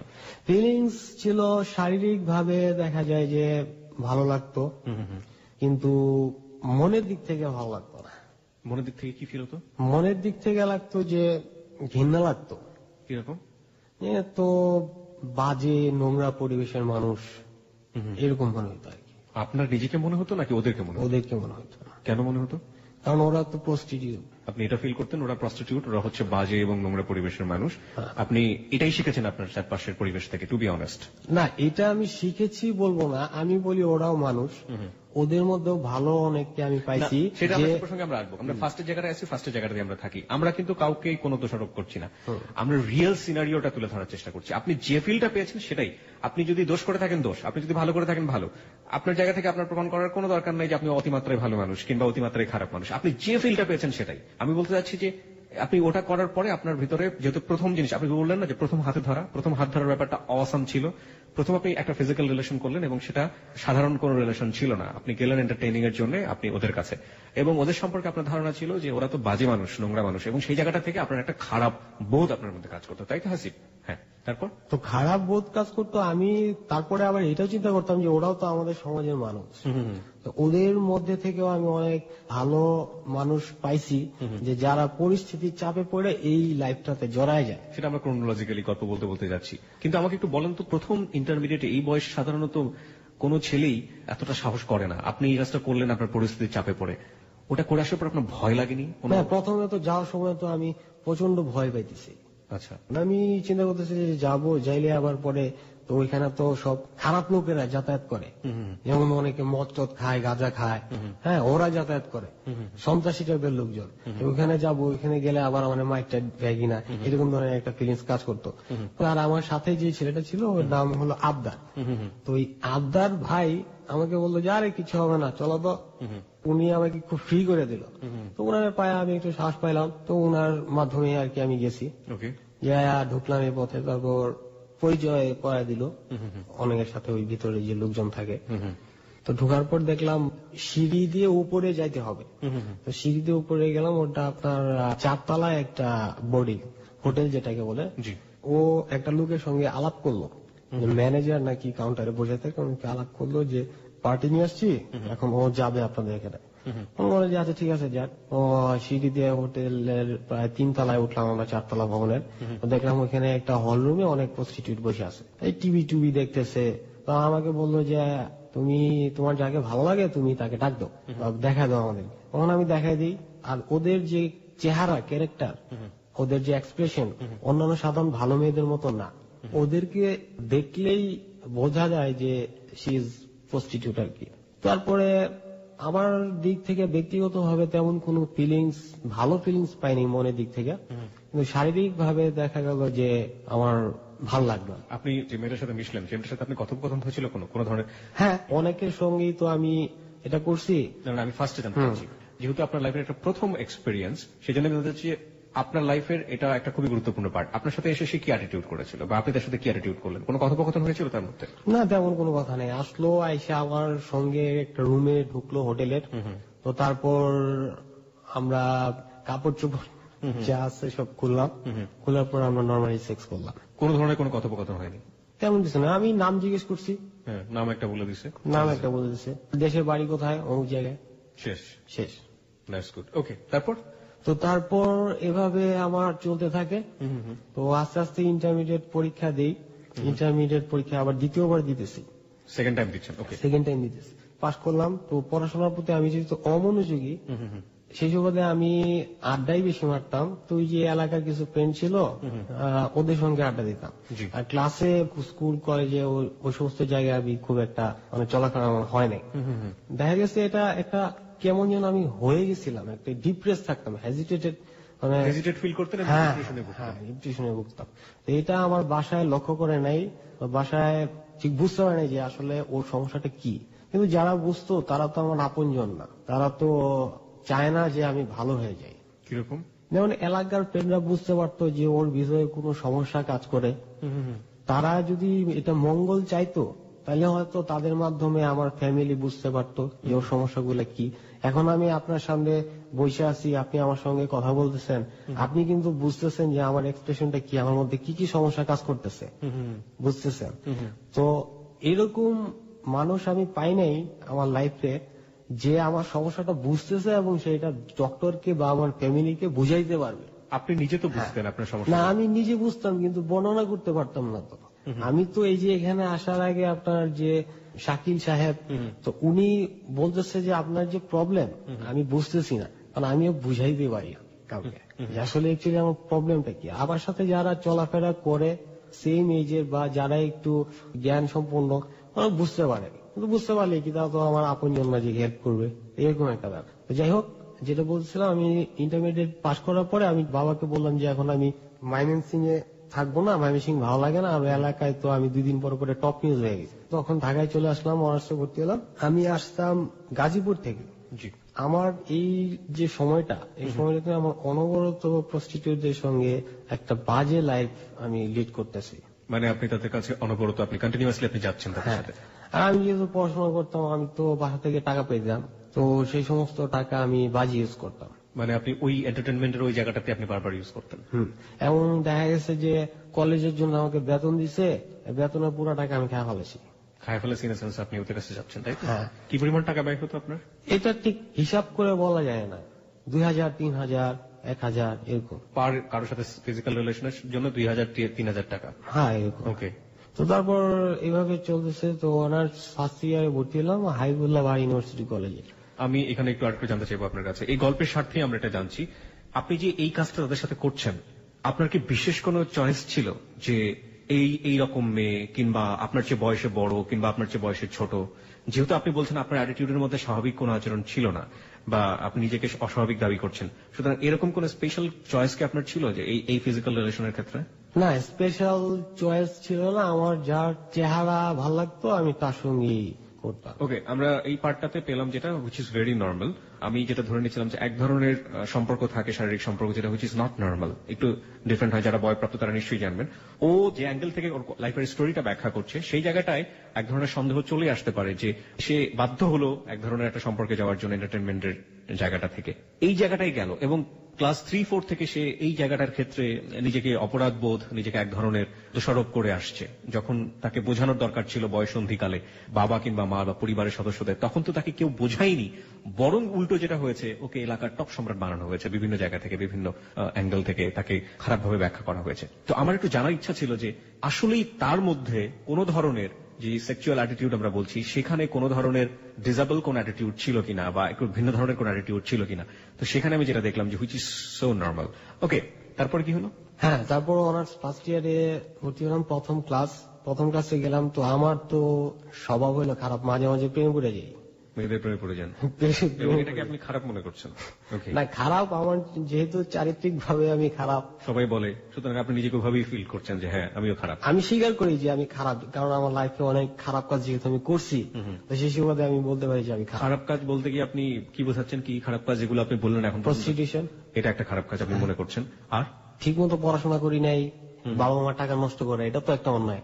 দুষ্টামি বেশি করতাম, খেলাধুলা বেশি করি, এটাও তো একটা অন্যায়। এইগুলোই খারাপ। ওকে, তারপর? তো প্রথম ক্লাসে ঢুকতেই একটা মেয়েকে দেখলাম, আমার খুব ভালো লাগলো। ঠিক মনে হলো যে ভালো, সুন্দর। তো তারপর আমি তো অত চটপটে যেটা বলে সেটা তো আমি না, নিজেকে সবসময় পাগল ছাগলই মনে করি।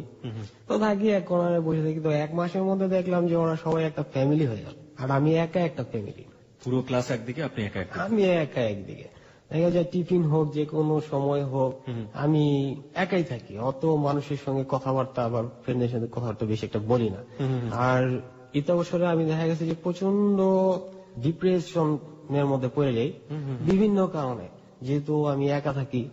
আর এই বয়সে একা থাকাটা একটু অসম্ভব ব্যাপার, সেই দিক থেকেও একটা ব্যাপার থাকে। জি। আমি তখন আসতাম গাজীপুর থেকে, সেখানে আমি একটা ছেলের সঙ্গে আমার পরিচয় হয় যে আপেল। তো আপেল আমি বলি, দোস্ত আমি তো গাজীপুর থেকে আসি, আমার সমস্যা, তোর আশেপাশে যদি কোনো মেসেজ থাকে তাহলে তুই একটু ঠিক করে দিস। তখন বলছি হ্যাঁ আচ্ছা ঠিক আছে আমি দেখবো। তারপর ওর কাকরাইল মেসে আমি শিফট হই। শিফট হওয়ার পরে ওর সঙ্গে চলতেছে, একদিন বিকাল বেলা দেখি যে ও বাসার সামনে দাঁড়ায় সিগারেট খাইতেছে। তখন আমি বললাম যে মামা সিগারেটটা দে। আমি বলি যে সিগারেট না, এটা দেওয়া যাবে। আমাকে দেওয়া যাবে না মানে এটা কি? সে বলে যে এটা গাঁজা, মোহিনী বলে। গাঁজাকে মোহিনী বলে অনেকে, মোহিনী, হরতন, টেক্কা, তাসের, তো এগুলা বলে। না তুই খাইতেছিস, তাহলে তুই তো আমার সবচেয়ে কাছের লোক, তুই যদি খাস আমিও খাবো, সমস্যা কি? না আজকে তুই খাইস না, তুই পরে খাইস, একসময় সময় করে, কারণ খায়া যদি উল্টা পাল্টা করে তাহলে সমস্যা। তো তারপরে এরপরের দিন ও আর আমি বানাইলাম বেশ কয়েকটা স্টিক, বানায় খাইলাম। তো যখন প্রথম খাওয়া, তো প্রথম খাওয়ার পরে দেখা গেল যে নানান ধরনের চিন্তা আমার মাথায় আসতেছে। ও যখন খায়, খাওয়ার পরে ওর ভিতরে বিভিন্ন ধরনের কথা চলে আসে, গল্প কথা শেষ হবে না, সব কথা বলে দিবে। আর আমি আমার ভিতরে যত গোপন কথা আছে সব বলে দিই খাওয়ার পরে। আমি বললাম যে এলাকায় আমার এই হয়েছে সেই হয়েছে, আমি টপ নিউজ হয়েছি, এই হয়েছি সেই হয়েছি, হ্যাঁ এগুলো সব বলে দিলাম। বলে খাওয়া টাওয়া শেষ যখন, পরে আরো 2-3 ঘন্টা পরে যখন সেন্স আসছে, তখন আমার মাথায় কাজ করতেছে যে আমি সব করে দিছি। আমার রেকর্ড তো বাজে গেছে, কারণ ও যদি এগুলা ফ্ল্যাশ করে, এমনি তো আমি ভাঙাচোরা, আরো ভাঙাচোরা হয়ে যাবো, লেজে গোবরে আমার খুব অবস্থা খারাপ। তারপর কাকরাইলে থাকতাম একটা মেসে, তো ওইখান থেকে আমরা শিফট করলাম আবার মালিবাগে। মালিবাগে থেকে তো ফার্স্ট ইয়ারের পরীক্ষার সময় আমার সামনে একটা মেয়ে ছিল, তো পরীক্ষা টরীক্ষা দিয়ে আমি ময়মনসিং চলে যাইতাম।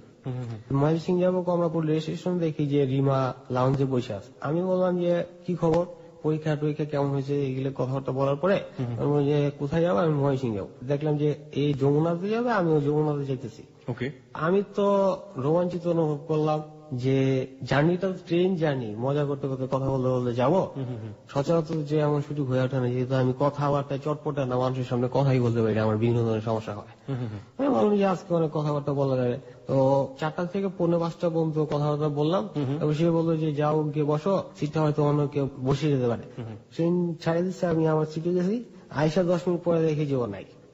পাশের লোকটা জিজ্ঞেস করলাম এখানে একটা মেয়ে ছিল না, আমার যে ছিল তো চলে গেছে ওইদিকে গেছে ব্যাগটা গিয়ে।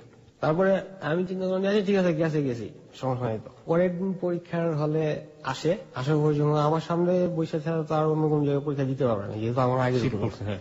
সিট পড়ছে। ওই দিন সে পরীক্ষা দিতে আসছে 7টার সময়, 9টায় পরীক্ষা, সে 7টায় চলে আসছে। 7টায় চলে আসছে বলতেছে সবার সাথে বিভিন্ন ধরনের কথাবার্তা, আমি বুঝি নাই। তার 2টা পরীক্ষা পরে আমি বুঝতে পারি যে সে আমার সম্পর্কে বলছে যে আমি পেইন, যে আমি ওর জন্য পেইন ছিলাম ওই দিন। কিরকম পেইন, মানে কেন পেইন, ওয়াই পেইন? এটা আমিও জানি না, সে বলছে যে আমাকে অ্যাভয়েড করছে, সে অন্যদেরকে বলছে। Hasib, there is a very important point. একটা হচ্ছে যে কন্টিনিউয়াসলি আমরা যেটা পাচ্ছি যে সারাউন্ডিং আপনাকে অ্যাভয়েড করছে, পরিবার আপনাকে অ্যাভয়েড করছে, ওয়ান কাইন্ড অফ আপনার মাও বলছে যে আপনি এভাবে হাঁটবেন না, বা আপনার চারপাশের পরিবেশ আপনাকে বলছে যে আপনি এক ধরনের পেইন। এবং যে মেয়েটা আপনাকে বললো যে ঠিক আছে যাও গিয়ে সিটে বসো, তাকে আপনি দেখলেন 10 মিনিট পরে আলটিমেটলি সে আপনার ওই সিটটাতে নাই, এবং সে আপনার ফ্রেন্ডের কাছে এসে বলছে যে আপনি এক ধরনের পেইন। নিশ্চয়ই কিছু না কোনো কারণ, কোনো না কোনো অ্যাটিটিউড ছিল যেটা সে পছন্দ করেনি। আপনি যদি স্বীকার করতে চান তাহলে আজকে হচ্ছে আপনার হ্যালো 8920 দ্য বেস্ট প্ল্যাটফর্ম। আপনার দোষ আপনি স্বীকার করতে পারেন এখানে। আদৌ কি আপনার মধ্যে এরকম কোনো কিছু ছিল যেটা আসলেই পেইন ফিল করার মতো? হ্যাঁ, পেইন ফিল করার মতো আমার যেটা আমি বলতে চাই যে আমার অ্যাটিটিউড, মুভমেন্ট সবকিছু মিলায়া, যেটা সবার মতো না, সবার থেকে একটু আলাদা এবং বেশি টাইপের। আপনি মেয়েটার সাথে কি করলেন, মানে কি করেছিলেন ওই মুহূর্তে যে কারণে মেয়েটা আপনার কাছ থেকে সরে গেল? না, আমি দেখতে খারাপ। তো it should not be the reason. আপনি দেখতে অনেক ভালো এবং আপনি ইউ আর গুড, আপনি দেখতে ছেলেদের মতো, আপনার মধ্যে কোনো সমস্যা নেই। আমি ইন ফ্রন্ট অফ মাই আইস। এবং আরেকটা জিনিস যেটা বলছি, আমরা তো ফেসবুক আপনার স্টুডিও একটা পিকচার দিব, তারা সবাই বলবে যে আপনি দেখতে অনেক ভালো, এখানে আমার কোনো সমস্যা মনে হচ্ছে না। এছাড়া আপনার অ্যাটিটিউডের মধ্যে কি কোনো কিছু ছিল? যেহেতু আপনি সেক্সে এক ধরনের মেনিয়াক হয়ে গিয়েছেন, আপনি কন্টিনিউয়াসলি প্রস্টিটিউটদের কাছে যাচ্ছেন, আপনি যেটা বললেন, আপনি আমি শব্দটার কোনো ব্যতিক্রম কোনো শব্দ খুঁজে পাচ্ছেন, দ্যাটস ওয়াই আমি প্রস্টিটিউটই বলছি। আপনি সেক্সে ছোটবেলা থেকেই এক ধরনের ডাইভার্জেন্ট ওয়েট যেটাকে বলে, যে আপনি প্রভাবিত হয়েছেন, আপনি এক ধরনের আপনার অপরাধ বোধ ছোটবেলা থেকে বারবার কাজ করছে, এবং মেয়েদের সাথে আপনি সহজভাবে মিশতে পারছেন না, সেটাও আমরা দেখলাম। তো ওই মেয়েটা আপনার পাশে বসার পরে আপনাকে বলছে যে আপনি এক ধরনের পেইন, আপনার সারাউন্ডিং আপনাকে বলছে এক ধরনের পেইন। আপনি কি ধরনের অ্যাটিটিউড করেছিলেন ওই মেয়েটার সাথে ওই মুহূর্তে? না, আমি তেমন কোন ধরনের অ্যাটিটিউড আমি করি নাই, খারাপ কোন ধরনের কোনো কিছু করি নাই। তো যেটা হয়েছে সেটা দেখা যেত যে সমবয়সীদের তুলনায় আমি একটু হালকা টাইপের। আমাকে মনে হয়তো যে আমার বয়সে একটা মেয়ে যদি আমার পাশে থাকে, মনে হতো যে আমি ওর অনেক ছোট, দেখতে ছোট লাগতো, কম বয়স্ক লাগতো, এবং একটু চলাফেরা, মুভমেন্ট, এই ধরনের একটু সমস্যা আমি মনে করি। তা না হলে সবাই আমাকে অ্যাভয়েড করবে কেন? চলাফেরা, মুভমেন্টে হোয়াট কাইন্ড অফ প্রবলেম? আপনি তো আমার সঙ্গে বসে আছেন, প্রায় 1.5 ঘন্টা যাবত আপনার সঙ্গে কথা বলছি, কোনো প্রবলেম দেখতে পাচ্ছি না। আমি জানি না, হয়তো কি প্রবলেম তারা ফিল করে সেটা তারাই বলতে পারে। টু বি অনেস্ট, আপনি কি কোন ধরনের কোনো বাজে আই সাইড দিতেন তাদের দিকে, মানে চোখ দিয়ে? না, আমার তো মাথা তো খারাপ না। আচ্ছা, তো আই সাইড যদি আপনি না দিয়ে থাকেন, যে মেয়েটা আপনাকে বললো যে আপনি গিয়ে সিটে বসেন, তাহলে সেই মেয়েটার সাথে আপনার কি ধরনের প্রবলেম হবে যে 10 মিনিট পরে আপনাকে অ্যাভয়েড করবে এবং পরবর্তীতে এসে বলবে যে ইউর শেয়ার করছে, মানে ক্লাসে শেয়ার করছে যে আপনি পেইন, ওয়াই?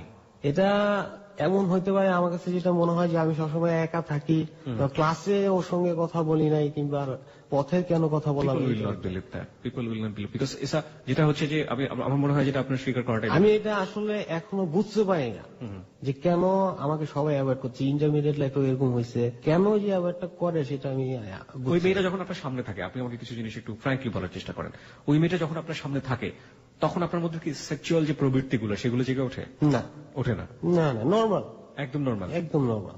ওই মেয়েটা যখন আপনার সামনে থাকে তখন আপনার কি ফিলটা হয়? নর্মালি আপনার কি ফিলটা হয়? নর্মাল মানুষের সঙ্গে যেভাবে কথা বলতেছি সেই ধরনের ফিলিং হয়। তো নর্মাল মানুষের সাথে যদি আপনার নর্মাল ফিলিংটাই হয় তাহলে সে আপনাকে কেন অ্যাভয়েড করবে? এবং আপনি একই সাথে বলছেন যে এটাও আপনার ফিল হচ্ছে যে আমি বোধহয় নর্মাল না, বা আমি বোধহয় হাঁটে চলার মধ্যে এক ধরনের প্রবলেম আছে। না, এই প্রবলেমটা সবাই তো বলে আমাকে, তো এই এলাকাতে সবাই বলে যে বেকা হাঁটে, অন্যদের মতো সবার মতো হাঁটে না, বেকা। আমাকে টিপকে দেয় ওই যে বেকা যেতেছে, আমি শুনেও না শোনার ভান করে চলে যাই। ওকে, আর ওই মেয়েটা আপনাকে অ্যাভয়েড করলো। ওকে, সি লেটস, আমার মনে হয় সামনের দিকে যাই আমরা স্টোরি। আমরা শুধু একটা জিনিস বারবারই বলি হ্যালো 8920 এখনো বলছি যে আমরা চেষ্টা করি দেখি কোনো ক্লু খুঁজে পাওয়া যায় কিনা। এমন তো হতে পারে যে ও নিজেও আসলে বুঝতে পারছে না যে প্রবলেমটা কোথায়। কিছু কিছু ব্যাপার থাকে আসলে। চলুন আমরা গল্পের সামনের দিকে যাই, দেখা যাক শেষ পর্যন্ত কি হয়। হোক, তারপরে আপনি কি হলো আপনাকে? তারপর ওই যে আসে, ও তারপর পরীক্ষা দিতেছে, ও এমন আচরণ করলো যেটা আসলে আমি বললে হয়তো ওর ডিসক্রেডিট বলা হবে। বলুন, আপনি ফ্র্যাঙ্কলি বলুন যা হয়েছে আপনার সঙ্গে তাই। ও ঘড়িটা রাখছে বাম পাশে, আমি বললাম যে আমি ঘড়ি নিয়ে আসি নাই, তুমি ঘড়িটা ডান পাশে রাখো। ডান পাশে 2 মিনিট রেখে আবার সরাই ফেলছে। তার উপর দিয়ে তো দেখা যায় না, কারণ ঘড়িটা আমাকে সে দেখতেই দিল না। হ্যাঁ, আর বারবার তো স্যারের কাছে জিজ্ঞেস করাটা, এটা আমি তো স্যারের সঙ্গে কথাই বলি না। স্যারদের সাথে কথা বলতেন না কেন? কথা বলতাম না, কথা বলতে পারতাম না। আপনার ভয় লাগতো বা মনে হতো যে আমি যদি কথা বলি সবাই কি মনে করবে, এরকম? আমি যতদূর পড়াশোনা করছি স্কুল লাইফের পরে স্যারদের সঙ্গে কোনো কথা আমার হয়নি। স্কুল লাইফের পরে আপনি স্যারদের সাথে কোনো কথাই বলেননি কখনো? কথাই বলিনি। কেন? কথা বলতে পারতাম না আমি। This track was downloaded from FusionBD.com. ওকে, তারপর? এটা আসলে একটা আশ্চর্য রকমই ঘটনা। না, ইটস নট। আমার কাছে মনে হয় না আশ্চর্য রকমের, কারণ আজকে একজন সাইকোলজিস্ট আমাদের সঙ্গে আছেন যিনি গল্পটা পুরোটা শুনছেন এবং শোনার পরে তিনি তার ওপিনিয়ন জানাবেন। আমি প্রিয় শ্রোতা আপনাদের সবাইকে অ্যাড্রেস করছি। আমরা বিশ্বাস করি আমাদের সমাজে এরকম অসংখ্য ছেলে মেয়ে অনাদরে, অবহেলায় এবং অ্যাডোলেন্স যে পিরিয়ডটা থাকে, যে বয়সন্ধিকাল, সেখানে প্রপার ট্রিটমেন্ট না পেয়ে বড় হচ্ছে। এবং এটার ফসল যে আসলে লেটলি, এবং এটার ফসল যে আসলে কতটা ভয়াবহ হতে পারে বা কোন দিকে যায় ব্যাপারটা আসলে, সেটা আমরা গল্পের শেষ পর্যন্ত শুনলে আসলে বুঝতে পারবো। হাসিব রয়েছে আমাদের সঙ্গে এবং হাসিবকে একটু রেডিও স্ট্যাটাস দেওয়া হয়েছে এবং হাসিবের একটা ছবি স্টুডিও পিকচার হিসেবে ওখানে দিয়ে দেওয়া হয়েছে। আপনারা চাইলে হাসিবকে দেখতে পারেন, কোনো কমেন্টস করতে পারেন, প্রশ্ন চাইলে প্রশ্ন করতে পারেন। আমাদের ফেসবুকের ঠিকানা হচ্ছে facebook.com/hello8920। আমি আবারও বলছি facebook.com/HELLO8920। ওখানে যাবেন, যাওয়ার পর আপনি লাইক দেবেন। লাইক দেওয়ার সঙ্গে সঙ্গে আপনি hello 8920 মেম্বার হয়ে যাবেন। হ্যাঁ হাসিব, তারপর ফার্স্ট ইয়ারের পরীক্ষা শেষ হইলো। তো এর মাঝখানে দেখা যায় যে আমি আড্ডা টাড্ডা জামাতাম সব মেসের ভিতরে, এই কার্ড টার্ড খেলতাম, আড্ডা দিতাম, এইগুলোই। একদিন দেখি যে আপেল ডেক্স প্রোটিন খাবে আর কি, সবকিছু রেডি করতেছে। ডেক্স প্রোটিনটা যেভাবে বানায়, ওই যে বিভিন্ন সিডিল, ক্লোনাজিপাম, তারপরে ফ্লুঅক্সিটিন, বিভিন্ন ধরনের ট্যাবলেট গুঁড়া কইরা সাথে বিয়ার দিয়া তারপরে ডেক্স প্রোটিন সিরাপটার মধ্যে দেয়, দিয়া তারপর এটা খায়। তো তারপর ও বলল যে এটা আমি খাবো, তুই খাইলে খাইতে পারো, তোর ইচ্ছা। তখন আমি বললাম যে না, খাই, সমস্যা কি। আর হে বললো যে এটা যাদের সাথে খাইলে অনেক মজা পাওয়া যায়। তখন আমি খাইছি, খায়া তারপর কই থেকে কি হয়েছে, রাত্রে সন্ধ্যার পরে খাইছি। তো কিভাবে পরের দিন সন্ধ্যায় আমার সেন্স ফিরছে, সন্ধ্যার পরে। তো ওই দিন আমি কলেজেও গেছি, আসছি, কিন্তু কিভাবে কলেজে গেছি আসছি আমি এখন পর্যন্ত আজ পর্যন্ত যাই না। ওরা বলছে যে আমি কলেজে গেছি, ক্লাস করছি, হ্যাঁ চলে আসছি, ওদের কাছে আমি শুনছি, কিন্তু আজ পর্যন্ত যাই না। এটা একটা ভিন্ন অভিজ্ঞতা হয়েছে আমার। ওকে, তারপর? তো তারপর আমি একটা পর্যায়ে চিন্তা করে দেখলাম যে না, মেয়েদের সাথে আমার যাচ্ছে না। মেয়েদের সাথে যাচ্ছে না মানে কি আপনি বলছেন? যাচ্ছে না মানে ওই যে সবার দিক থেকে একটা অ্যাভয়েড ফিল করি। সব মেয়েরা অ্যাভয়েড করছে আপনাকে, আপনি আর অনেকটা ছেলেরাও অনেকটা অ্যাভয়েড করতেছে। তো ফার্স্ট ইয়ারের রেজাল্টের পরে দেখা গেল যে কিছু ফার্স্ট ক্লাস আসলো আর সবাই সেকেন্ড ক্লাস পাইলো। তো সেকেন্ড ক্লাসে আসে অনার্সে বেশিরভাগ স্টুডেন্টদের। তো সেকেন্ড ইয়ার পার করার পরে দেখো যে আমি একটু আলোচিত হয়ে গেলাম, যে আগে যেভাবে বসে থাকি না কেন, পড়াশোনা করে এরকম একটা গুডিল তৈরি হলো আমার। তো তারপরে আমি চিন্তা করে দেখলাম যে আমার তো একটা লাইফ, আমি সবার মতো করে চলতেছি না কেন। আমি নিজের মধ্যে একটা প্রশ্ন জাগলো, সবার মতো তো চলা উচিত, কারণ যেহেতু মানুষ, আমরা একসাথেই থাকি। কিন্তু মেয়েদের সাথে আমার যাচ্ছে না, ছেলেদের সাথেও আমার অনেক ছেলেদের সাথেও যাচ্ছে না, কথাবার্তা ইজি হইতে পারতেছে না। বিভিন্ন ধরনের শারীরিক এবং মানসিক প্রবলেম ফিল করছি। শারীরিক প্রবলেম বলতে আপনি হাঁটাটাই বলতেছেন? হাঁটাটা না, বাইরের থেকে তো এই যে হাঁটাটাই। আর ভেতর থেকে? আর ভেতর থেকে তো আপনার যে প্রবলেমটা, সেটা আমি আসতেছি। ওকে, হ্যাঁ। তো আমি গেলাম একটা চর্মযৌন ডাক্তারের কাছে গেলাম। উনি হচ্ছে ডাক্তার নজরুল ইসলাম। ওনাকে বললাম যে আমি তো ছোটবেলা থেকে এই এবং আমি তো যৌনকর্মীদের সাথে জড়ায় গেছি। উনি পরীক্ষা নিরীক্ষা, বিভিন্ন টেস্ট, পিএস, ইউরিন সবকিছু টেস্ট করলেন। তো করার পরে বললেন যে আপনার তো কোনো সমস্যাই নেই, আপনার কোনো সমস্যা নেই, আপনি কেন, তবে আপনি নিজেকে ভাবেন যে আপনি রুগী, সেই জন্য আপনি রুগী, আপনার সমস্যাটা মানসিক, মনে। তো বললো যে হালকা ওষুধ দিয়ে দিতেছি, আপনি সেরে যাবেন। তো ওষুধ দিল, আমি 1 মাসের মধ্যে পুরা সুস্থ। আমার আর কোনো সমস্যাই হইতেছে না, চলাফেরাও কোনো সমস্যা না, কথা বলতেও সমস্যা না। তো তখন আমি তো ফর্মে আসলাম একটা। তো তখন আমার মধ্যে চিন্তা কাজ করলো যে ওই মেয়েটাকে আমার মনে হলো যে ক্লাসে ওর প্রতি আমার একটা অ্যাফেকশন কাজ করতে থাকলো। তো আমি, মেয়েটার নামটা কি ছিল? নামটা কি বলাটা ঠিক হবে? যেহেতু আপনি ওই মেয়ে বলেছেন, জি, ওই মেয়েটাকে কি আপনি গল্পের আগে রেফার করেছেন? হ্যাঁ, আমি তো বললাম যে ক্লাসে ঢুকতেই একটা মেয়েকে আমার ভালো লাগে। আচ্ছা, সেই মেয়েটা। ওকে, হ্যাঁ, সুইটিকে আপনার ভালো লাগলো, তারপর? হ্যাঁ, তো সুইটিকে প্রথম ক্লাসে দেখে আমার ভালো লাগছিল। আমি যেহেতু তখন সুস্থ হয়ে গেছি, তখন আমার সবকিছু যেহেতু নর্মাল, তো আমি যা খুশি তাই করতে পারবো। যা খুশি মানে এই বয়সে ছেলে মেয়েরা যা করে, তো প্রেম করাটাও অস্বাভাবিক কোনো ব্যাপার না আমার কাছে যেটা মনে হয়। তো তারপরে আমি আপেলে তো মহা আনন্দে ফোন দিলাম, দোস্ত আমার তো কিছু সমস্যা ছিল, আমি তো সুস্থ হয়ে গেছি, এখন তো আমি ফর্মে, মামা চল এখন যা খুশি তাই করবো। মহা আনন্দ। তখন ওরে বললাম যে তো জমজ বোন আছে না, ওরা জমজ ছিল, তো জমজের যে ছোট বোন ওরে আমার খুব ভালো লাগে, এটা আপেলে বললাম। তুই কি ওর নাম্বারটা জোগাড় করে দিতে পারবি? ওরা বলে যে আচ্ছা ঠিক আছে, আমি দেখি, চেষ্টা করে দেখি। এর 3-4 দিন পরে সুইটির একটা ফোন আসে আমার কাছে। সে বলতেছে যে আহা বাবু ছোট কত কত কত উল্টা পাল্টা কি যেন একটু বলে, যে তুমি জানো না কিছুই, বুঝো না, এরকম একটা কথা বলে। বললে আর লাইনটা কেটে দেয়।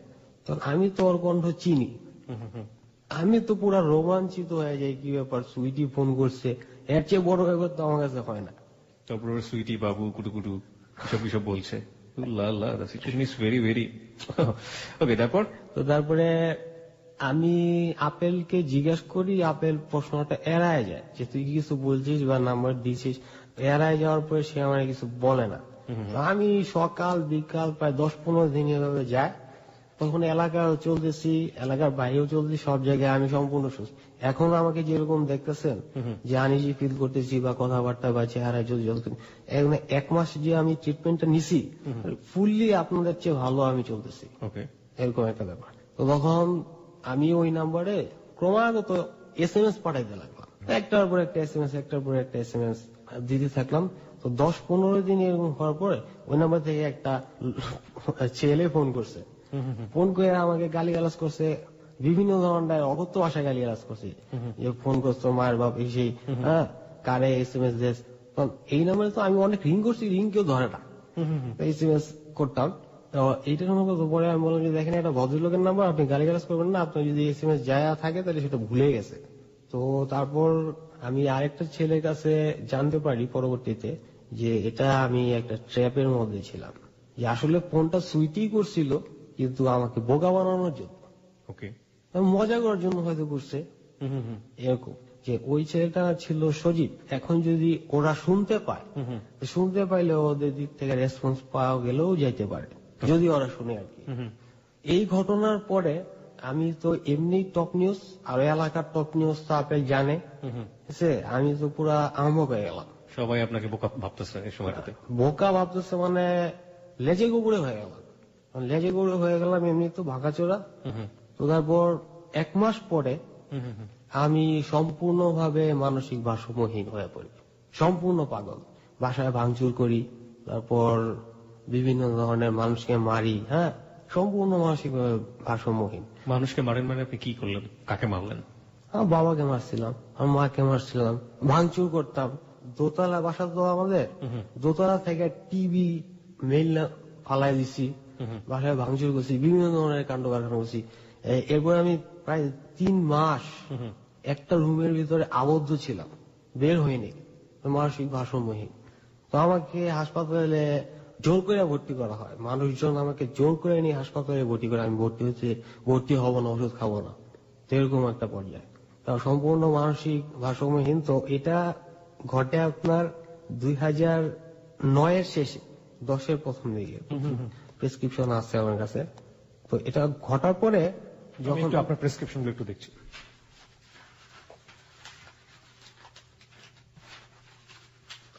ওকে, আমি সার্টিফিকেট দেখলাম এবং চলুন তারপরে কি হলো? তারপর হাসপাতাল থেকে ফিরি, 1 মাস কি 1.5 মাস আমার চিকিৎসা হয়।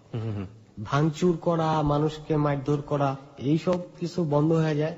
কিন্তু আমি ফিল করি যে আমার ওই চর্মযৌন ডাক্তারের ট্রিটমেন্টটা নেওয়ার আগে আমি যেই অবস্থাটা ছিল সেই অবস্থাটাই চলে যায়, সেই অ্যাক্টিভিটিস গুলো আমার মধ্যে আবার ফিরে আসে। সেই অ্যাক্টিভিটিস বলতে বলতে মানে এই যে আনইজি ফিল করা, কথা বলতে না পারা, চলাফেরা, হাঁটা চলা, এই জাতীয় প্রবলেম। আমি তো পুরা নার্ভাস হয়ে যাই যে আমার তো কি চিকিৎসা দিল তাই, যে এখন যে আমি আবার আগের মতো, তখন আমি আর কনফিডেন্স পাইতেছি না। তো ওই সময়টাতে, যে সময়টাতে আমি আপেলকে ফোন দিয়েছিলাম একটা কনফিডেন্স নিয়ে, যে মানুষের একটা কনফিডেন্স, আত্মবিশ্বাস থাকে যে আমি তো দেখা গেল যে আবার নানান ধরনের প্রবলেম ফিল করতেছি, কিন্তু সেটা কাউকে বলতেও পারতেছি না। এখন আমাকে ট্রিটমেন্ট দিয়েছে, তো আমি চিকিৎসা নিয়ে বাসায় আসি। তো এর মধ্যে 6 মাস আর এর মাঝখানে পড়াশোনার 12টা, মানসিক ভারসাম্যহীন থাকি দীর্ঘদিন। তারপর আমি ফিল করতেছি যে 6 মাস ধরে আমি শুধু ঘুমাই, বাসায় ঘুমাই থাকি। তো 6 মাস পরে আমি দেখলাম আমার মাথার ভিতরে বিভিন্ন ধরনের প্রবলেম। কিরকম? এই মাথা জ্যাম, সর্দি লাগলে যে মাথা জ্যাম হয়ে থাকে, কথা আটকে আটকে আসে। তো তারপর বিভিন্ন একজন ডক্টর থেকে আরেকজন ডক্টরের কাছে শুধু গেলাম আসলাম। 1-1.5 বছর ডাক্তাররা বুঝতেই পারে নাই যে আসলে সমস্যাটা কি। তো তারপরে একটা ডিপ্রেসিভ ড্রাগ দেওয়া হলো আমাকে, ওইটা খায়া আমি অনেকটা ইমপ্রুভ করি। তো ইমপ্রুভ করার পরে দেখা গেছে যে আবার আমার মধ্যে ভাঙচুর এবং মানুষকে মারপিট, গালিগালাজ, অশোভন আচরণগুলো চলে আসে। তো আবার হাসপাতালে অ্যাডমিট, পাগলাগারোতে আপনাকে কি অ্যাডমিট করে? বাবা। ওকে, ওখানে কি ধরনের এনভায়রনমেন্ট ছিল? এনভায়রনমেন্ট, রুগীরা শুয়ে থাকতো আর ডাক্তার আসতো, দেখতো, ইনজেকশন দিত। আপনার চারপাশে যারা রোগী থাকতো ওরা কি পাগলের মতো আচরণ করতো? না, ওরা তো ওইখানে একজন ডাক্তার আছে বিধান চন্দ্র পোদ্দার, সহকারী অধ্যাপক। উনি যেই ট্রিটমেন্টটা আমাকে দিছে, তো এই বাংলাদেশের অত্যন্ত প্রখ্যাত ডক্টর, যে মানসিক স্বাস্থ্য হাসপাতাল শেরবাংলানগর, স্যার ওয়ালিউল আজম, উনি উনার ট্রিটমেন্টটা অ্যাভয়েড করে সম্পূর্ণ নতুন ট্রিটমেন্ট দিছে। ওনার ট্রিটমেন্টটা ছিল ভুল। আচ্ছা আচ্ছা। তো এটা তো অত শত বুঝি না, কিভাবে বলবো। আপনি শুধু বলেন আপনার সাথে সেই সময় কি আচরণ করা হতো, তাহলেই আমরা বুঝতে পারবো। সেই সময় ওই যে ওষুধ খাওয়াইতো, 3 বেলা ওষুধ খাওয়াতো। 3 বেলা ওষুধ খাওয়াইতো, আর মাঝে প্রথম দিকে কয়েকটা ইনজেকশন দিছিল। আপনি তো সবসময় হাসপাতালেই থাকতেন, আপনার সাথে কথাবার্তা বলার জন্য, আপনার সাথে নর্মালি মেশার জন্য ডাক্তার বা নার্সরা কেউ কি আপনার সাথে মিশতো? না, নার্স এসে ওষুধ দিয়ে চলে যেত। আমি একটু এখানে এই কোশ্চেনগুলো কেন করছি, আমি একটু বোঝানোর চেষ্টা করছি যে বাংলাদেশের মানসিক হাসপাতালগুলোর অবস্থাটা আসলে কি। হাসিব, বারবার সময় দেওয়ার কোনো দরকার নেই, আপনি রিল্যাক্সলি বলেন। হ্যাঁ, আপনাকে সময় দেওয়া হবে। ওকে আমি একবার একটু নক করেছিলাম যে আসলে আপনার জন্য সময় তো বেশি নেই, ওদের কোনো বারবার ঘড়ি দেখছে। ওর কিছু আচরণগত সমস্যা আছে যেটা আমি আমার সামনে বসে এতক্ষণে টের পেয়েছি। ও ভালো করে কারো দিকে তাকাতে পারে না, এবং যেটা হচ্ছিল যে লুক দিয়ে ভালো করে স্মার্টলি কনফিডেন্টলি যে কথাগুলো বলবে সেটাও পারছে না। ও প্রচুর পরিমাণে পানি খাচ্ছে, একের পর এক পানি খাচ্ছে। এত পানি আসলে খাওয়ার কথা না। এবং ওর কথা বলতে গেলে আমরা যখন দেখি যে কেউ যদি খুব বেশি ড্রাঙ্ক হয়ে যায় তাহলে জিহ্বাটা যেরকম ভারী হয়ে যায়, সেরকম ওর কথা বলতে গেলে ওর জিহ্বাটা ভারী হয়ে যাচ্ছে। এবং যেটা বলছিলাম যে মানসিক হাসপাতালগুলোর আসলে কি অবস্থা, কি ধরনের অ্যাটিটিউড তাদের সাথে করা হয়, সেটা আসলে তুলে আনার চেষ্টা করছিলাম। তোর সাথে যেটা করা হয়েছে সেটাই ও বলছে আর কি। ওকে, তাহলে আপনাকে ওষুধ দিয়ে যেত এবং জাস্ট 3 বেলা এসে ওষুধ দিয়ে যেত, ওটুকুই, এর বেশি কিছু আপনি পাননি? না, ডাক্তার দেখতো। ওই তো। ওকে, তারপর ডাক্তার দেখে প্রেশার টেশার মাপতো, তারপর কি অবস্থায় আছি জিজ্ঞাসা করতো, হিস্ট্রি লিখতো আর কি, যে আপনার নাম কি, আপনার বাড়ি কোথায় কোথায়, নর্মাল কথাবার্তা বলি কিনা, এগুলো জানতো আর কি। তো সেই থেকে যখন দ্বিতীয়বার আমি 11-র শেষে কি মাঝামাঝি প্রেসক্রিপশন আছে, দ্বিতীয়বার যখন পাগলাগারোতে ভর্তি হই, তো তারপরে থেকে চিকিৎসা তো চলতেছে, এখন পর্যন্ত চলতেছে। আর এটা এখনো শেষ হয় নাই আর কি। আর আমার বাবা যেটা বলে যে তোমার অবস্থা আগে অনেক খারাপ ছিল, এখন তুমি ভালো আছো। কিন্তু আমি যেই কনফিডেন্সটা নিয়ে আমি আবেলকে সেই সময় ফোন করছিলাম, সেই মানুষ আর আমি আজকের মানুষ, জীবনে ওই সময়টাতে আমি সুস্থতা পাইছিলাম, তারপরে আর কোন সুস্থতা পাই। আপনি কত সালে এটা ভর্তি হলেন বললেন? 2000? এই তো 11-র শেষের দিকে। তারপরে আপনি এখনো ওই ট্রিটমেন্ট নিয়ে যাচ্ছেন? ওই বিধানচন্দ্র পোদ্দারের ট্রিটমেন্টটা নিতেছি না আমি, এই যে স্যার ওয়াজিউল আলম চৌধুরী, ওনার আন্ডারে আপনি ট্রিটমেন্ট নিয়ে যাচ্ছেন? ওনার ট্রিটমেন্ট। ওকে, এবং আমরা ওনার সাথে কথা বলতে চাইলে কি উনি আমাদের সাথে কথা বলবেন? আশা করি বলবেন, কিন্তু ওনার নাম্বারটা তো, কন্ট্যাক্ট নাম্বারটা তো আমার নেই, তবে সংগ্রহ করার চেষ্টা করতে পারি। ওকে, প্রিয় শ্রোতা, আমরা এই পর্যায়ে চেষ্টা করছি যে ওনার সাথে কথা বলা যায় কিনা। উনি যেহেতু কতদিন যাবত, প্রায় লম্বা সময় ধরে আপনাকে ট্রিটমেন্ট করছেন, রাইট? 7-8 মাস। 7-8 মাস। ওনার আগে ছিলাম বিধান পোদ্দার, তারপর ডক্টর টিটু, মাহবুবুর রহমান, বিভিন্ন ডাক্তারের ট্রিটমেন্ট নিয়েছি। নিউরোলজিস্ট কে দেখানো হয়েছে, তারপর মেডিসিনে দেখানো হয়েছে, তারপর হাড়ের ডাক্তার দেখানো হয়েছে, বিভিন্ন ট্রিটমেন্ট নেওয়া হয়েছে। আর উনি ট্রিটমেন্ট করতেছেন 6-7 মাস তো হবে। ওকে, গল্পের এই পর্যায়ে আমরা ছোট্ট একটা বিরতি নিচ্ছি। বিরতির পরে ফিরে এসে এই গল্পের সবচেয়ে ক্রুশিয়াল পার্ট, সবচেয়ে ফাইনাল পার্টে আমরা কথা বলবো হচ্ছে হাসিবের সঙ্গে। বেশ কিছু প্রশ্ন রয়েছে আমার ওর কাছ থেকে জানার জন্য। প্রশ্নের উত্তরগুলো কিভাবে বের হয় সেটাই এখন দেখার বিষয়। আমি একজন ডক্টর নই, কিন্তু আমার কিছু প্রশ্ন মনের মধ্যে এসছে ওর কাছ থেকে জানার জন্য। দেখুন ও উত্তরগুলো কিভাবে দেয়। আমরা গল্পের এই পার্টে ছোট্ট একটা বিরতি নিচ্ছি, বিরতির পরেই ফিরে আসবো। আপনাদের সবাইকে একবার মনে করে দিচ্ছি, আপনারা শুনছেন হ্যালো 8920 এবিসি রেডিও FM 89.2-এ। ছোট্ট একটা সংবাদের বিরতি, হাসিবের ছবি এবং হাসিবকে নিয়ে একটা রেডিও স্ট্যাটাস আমাদের ফেসবুকে দিয়ে দেওয়া হয়েছে। আপনারা চাইলে ওখানে গিয়ে কমেন্টস করতে পারেন বা কোনো প্রশ্ন করতে পারেন। আমাদের ফেসবুকের ঠিকানা facebook.com/hello8920। আমি আবারও বলছি facebook.com/HELLO8920। এখানে যাবেন, যাওয়ার পর আপনি লাইক দেবেন, লাইক দেওয়ার সঙ্গে সঙ্গে আপনি Hello 8920 মেম্বার হয়ে যাবেন। সংবাদের পরেই ফিরছি, সাথেই থাকুন।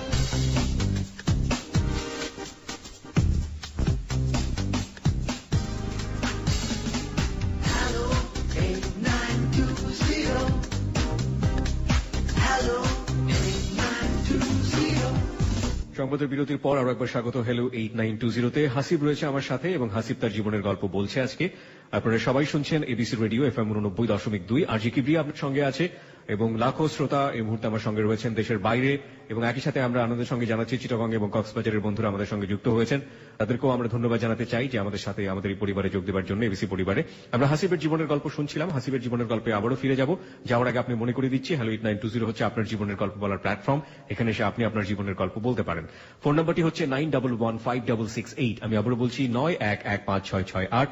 ফোন করুন। ফোন করার পর আপনার নাম এবং আপনার সেল নাম্বারটি স্পষ্ট করে বলে আপনার যা বলার আছে আপনি বলবেন। আপনার গল্প আমরা মনোযোগ দিয়ে শুনবো এবং Hello 8920 হট সিটে বসার সুযোগ করে দেবো। আরেকটি পদ্ধতি হচ্ছে ফেসবুক। ফেসবুকের মাধ্যমে আপনি আমাদের সঙ্গে যোগাযোগ করতে পারেন facebook.com/hello8920। আমি আবারও বলছি facebook.com/HELLO8920। ওখানে যাবেন, যাওয়ার পর আপনি লাইক দেবেন, লাইক দেওয়ার সঙ্গে সঙ্গে আপনি Hello 8920 মেম্বার হয়ে যাবেন। ওকে হাসিব, এবার বলেন, যেটা আমরা বলছিলাম যে আমাদের স্টোরি সবচেয়ে ক্রুশিয়াল পার্ট, আপনি বর্তমানে কি অবস্থায় আছেন? আমরা গল্পের একবার শেষ থেকে চলে এসেছি। বর্তমানে আমি যে সমস্ত এর ফাঁকে একটা কথা, যেটা যে আমার পাগলামি বা ভাঙচুর বা মানুষের সাথে দুর্ব্যবহারের কারণে তো আমাকে ধীরে ধীরে ফ্যামিলি থেকে দূরে সরে যাই। আমি আপনাকে সরিয়ে দেওয়া হয়? সরিয়ে দেওয়া হয় তা ঠিক জানি না, কারণ আমি যদি মানুষের সাথে ফ্যামিলির সাথে দুর্ব্যবহার করি, পাগলামি করি কোনো মানুষের সাথে, তাহলে তো মানুষ আমার প্রতি বিরক্ত হবেই। তো কেন কি জন্য সেটা আমি বলতে পারবো না, আমার জানা নাই সেটা। যে আমার মা, স্টেপ মাদার যেটা, এবং আমার ছোট আমাদেরকে ছেড়ে চলে যায়। এখনো তারা কি আপনার কাছ থেকে দূরেই আছেন? হ্যাঁ। আমার বাবার সম্পর্ক আছে তার সাথে? না, আমার বাবা এবং ওদের সঙ্গে কোনো সম্পর্ক নাই। কি ডিভোর্স হয়ে গিয়েছে? না। তাহলে ওরা থাকে সিনিয়র স্টাফ নার্স, তো নার্সেস কোয়ার্টারে থাকে। আমার ছোট এবার ইন্টারমিডিয়েট পরীক্ষা দিতেছে। বাবার সাথে কোনো ধরনের যাতায়াত বা সম্পর্ক নেই, ডিটাচড, এবং বাবা ডিভোর্সও দেননি মাকে, এরকম একটা? হ্যাঁ, এরকম একটা সিচুয়েশন। উনি কি পরবর্তীতে বিয়ে করেছেন? না। তো ওনাদের মধ্যে দূরত্বের পেছনে কারণটা কি আপনি? এটা আমি জানি না ওনাদের মধ্যে দূরত্বের কারণ। এখন একটা ফ্যামিলিতে যদি 4টা সদস্য থাকে, এখন দুইজন যদি চিন্তা করি যে আমরা আর ওই দুইজন হলো ওরা, একসাথে নিচে এক ফ্যামিলিতে থাকতে গেলে তো আমরা আর ওরা এই শব্দগুলা মনে করা যায় না। মনে করলে একসাথে নিচে তারা থাকতে পারে না। এই বিষয়টা কি দাঁড়ায়? এটাই ফিল করেছেন, আপনার বাবাও সেটাই ফিল করেছে, রাইট? আমার বাবা কি ফিল করে সেটা আমি আজও জানি না, কারণ বাবার মেন্টালিটির সঙ্গে আমার মেন্টালিটির কোনো মিল নাই। কিন্তু আপনি এটা ফিল করতেন যে আমরা বলতে আপনি আপনার বাবা, আর ওরা বলতে ভদ্রমহিলা এবং ভদ্রমহিলার সন্তান। এই পার্থক্যটা ওরা করতো, আমি করি না। ওরা করতো। যে ছোটটা ছিল, ছোটটা কি আপনার বাবার ঔরসী নাকি ওনার আগের মেয়েটা? না, বাবার ঔরসী। ওকে, বর্তমান কন্ডিশনটা আমাকে বলেন। উনি তো ফ্যামিলি থেকে চলে গেল আপনার অত্যাচার সহ্য করতে না পেরে, আপনি যেটা বলছিলেন। হ্যাঁ, তারপরে বর্তমান কন্ডিশনটা কি? বর্তমান কন্ডিশন এখন তো মানসিক শারীরিক অবস্থার কারণে পড়াশোনা তো গোল্লায় গেছে। এখন আমি এমন একটা পর্যায়ে দাঁড়ায় আছি যে আমার যেহেতু শারীরিক ফিটনেস এ ঘাটতি আছে, সেক্সুয়াল কিছু সমস্যা। কি সমস্যা? আগের চেয়ে শারীরিক ক্ষমতা মনে হচ্ছে কমে গেছে, কিন্তু ডাক্তাররা বলতেছে যে এটা বাড়বে, কিন্তু সময় নেবে। কমে গেছে বলতে আপনি বোঝাচ্ছেন আপনি পতিতালয়ে যাওয়া বন্ধ করলেন নাকি এখনো যাচ্ছেন? না, বন্ধ করে দিছি। কেন বন্ধ করেছেন? বন্ধ করে দিছি যে এখন তো আমি পড়াশোনা করি না, চাকরি বাকরি বা ব্যবসা কোনো কিছুই করি না, আমি তো বেকার, আমার কাছে টাকা নেই। টু বি অনেস্ট, সো এটা একটা কারণ। আর আপনি বলছিলেন যে আপনার শারীরিক এক ধরনের অক্ষমতা দেখা দিয়েছে সেক্সুয়ালি, এটা কি? আগে দেখা যেত যে আমি লং টাইম সেক্স করতে পারতাম, এখন সময়টা কমে আসছে, উত্তেজনাটা কমে আসছে, এরকম একটা ব্যাপার স্যাপার। মানে আপনি নর্মাল না, সেক্সুয়াল লাইফের ক্ষেত্রে আপনি নর্মাল না? হ্যাঁ, এরকম মনে হচ্ছে আর কি, আমি পাচ্ছি না নর্মাল পাচ্ছি না। 25 ইয়ার্স এজের একটা ছেলে, সুতরাং এই বয়সে আপনার ব্যাপারটা নর্মালি হওয়া উচিত ছিল, কিন্তু নর্মাল হচ্ছে না। এটা কি আপনার শারীরিক অক্ষমতা নাকি মানসিক ভাবে আপনি, আপনার কি ফিল হয় যে আপনি মানসিক? এটা ডাক্তাররা বলতে পারবে, আপনি জানেন না? আমি জানি না, এটা ডাক্তারই বলতে পারবে। যেহেতু আমার ডাক্তাররা কেউ কিছু বলেছে? ডাক্তার বলেছে যে লম্বা সময় নিয়ে ঠিক হয়ে যাবে। হ্যাঁ, এরকমই বলে যে সময় লাগবে, ঠিক হবে। কিন্তু আমি তো চিকিৎসা সেই 7 সালের পর থেকে করতেই আছি, এখানে ওখানে তো ট্রিটমেন্ট আমার চলতেছে। ছোটবেলায় আপনার মা মারা গিয়েছিল, কত বছর বয়সে আপনার? 1 বছর 10 মাস। কিভাবে মারা গিয়েছিল? Blood cancer. মা জিনিসটা আপনি ফিল করেন, মানে মাতৃত্ব বোধ বা মায়ের প্রতি যে ভালোবাসা, মা যে সন্তানকে অনেকখানি আগলে রাখে। হ্যাঁ, ফিল করি। ছোটর প্রতি আমার মার যে ভালোবাসা সেটাকে দেখি, ঈর্ষান্বিত হই যে আমার ক্ষেত্রে তো এরকম হইতে পারতো। কিন্তু ওই যে বললাম যে আমরা আর ওরা একটা শ্রেণী বিভেদ কাজ করে, সেই শ্রেণী বিভেদের কারণে হয়তো তারা আমার কাছ থেকে একটু দূরত্ব বজায় রাখে। কিন্তু আমি কখনো এইভাবে চিন্তা করি না, ওরা এই চিন্তাটা করে। আপনার মাথায় কেউ কখনো আপনি ভুল করলে আপনার মাথায় হাত বুলিয়ে কেউ আপনাকে কখনো বলেছে, কেউ আপনাকে বুকে জড়িয়ে ধরে বাবা বলে আদর করেছে? আপনি আমাকে একটু এই সিচুয়েশন। না, এই ধরনের আদর বলতে যে জিনিস, সেই জিনিসটা আমার পাওয়া হয়নি। তবে আমার বাবা আমাকে অনেক ভালোবাসে। তো বাবার ভালোবাসা, শুধুমাত্র বাবার ভালোবাসা নিয়েই আমি বেঁচে আছি, এটা বলতে হয়। আর সোশ্যালি আমার অনেক প্রবলেম, যেহেতু আমি বারবার বেশ কয়েকবার টপ নিউজ হয়ে গেছি, যেগুলো বললাম। তো আমার এলাকার যে ফ্রেন্ডরা ছিল, ওরা আমার সঙ্গে এক সময় ভালোভাবে চলতো, আড্ডা দিত। তো দেখা গেছে যে আমি একটা পর্যায়ে ওরা যতটুকু ম্যাচুরিটি অর্জন করছে, আমি ততটুকু ম্যাচুরিটি অর্জন করতে পারি নাই। তো ওদের সঙ্গে আমার একটা পার্থক্য দেখা যায়। সম্প্রতি দেখা গেছে যে আমার খুব ক্লোজ ফ্রেন্ড, সে বসে আছে, আমি গেলাম তাকে জিজ্ঞেস করবো যে কিরে তুই ভালো আছিস, তোকে তো অনেকদিন পর দেখলাম। তো ওর সাথের ছেলে উঠা আমার সাথে সংঘর্ষ বাজায় দিল, তুমুল সংঘর্ষ, একেবারে এমন সংঘর্ষ। তো আমি তো কখনো মারামারি করি নাই, আমার তো এমনি কাপাকাপি অবস্থা, রাগান্বিত চোখে বলছে তুই এখান থেকে চলে যা। তো ওর পাশের ছেলেটা উঠা মানে বিভিন্ন ধরনের মারামারি শুরু করেছে। তখন আমি অপমানিত বোধ করলাম, আমিও কয়েকটা লাগাইলাম। তারপরে এমন মার মারছে যে আমাকে হাসপাতালে অ্যাডমিট করতে গেছে। সেই প্রেসক্রিপশন সবকিছু চিকিৎসার ওইটা আছে। চোখে আঘাত পাই আমি, গলায় আঘাত পাই। আপনার বর্তমান সময়ে কোন ধরনের কোন ড্রাগ আপনি নিচ্ছেন? না, বর্তমান সময় আমি তেমন কোন ধরনের ড্রাগ নিতেছি না। তবে ওই যে ওই 2-1বার ম্যাচে থাকাকালীন সময় ওই লাইফে একটু গাঁজা টাজা, তারপর ডেক্সপ্রোটিন, এগুলা 2-1বার হয়েছিল। আচ্ছা, ওকে। হাসিব, আপনার কাছে আমি ফিরবো, তবে এই পর্যায়ে প্রিয় শ্রোতা আপনাদের সবাইকে অ্যাড্রেস করছি। হাসিবের জীবনটা আজকে যে পরিবেশে এরকম জায়গাটাতে এসছে, সবচেয়ে কাছের মানুষ যারা ছিলেন, হাসিব যাদেরকে নিয়ে এখানে কথা বলেছে, হাসিবের বাবা, হাসিবের সম্পর্কের মা এবং হাসিবের বন্ধু, তাদের কাছে হাসিব আসলে কেমন। শাকিল তাদের সাথে কথা বলেছিল, ওটা এখন শুনবো যে শাকিল তাদের সাথে কথা বলে হাসিব সম্পর্কে কি জানতে পেরেছে তাদের কাছ থেকে। চলুন আমরা শুনি।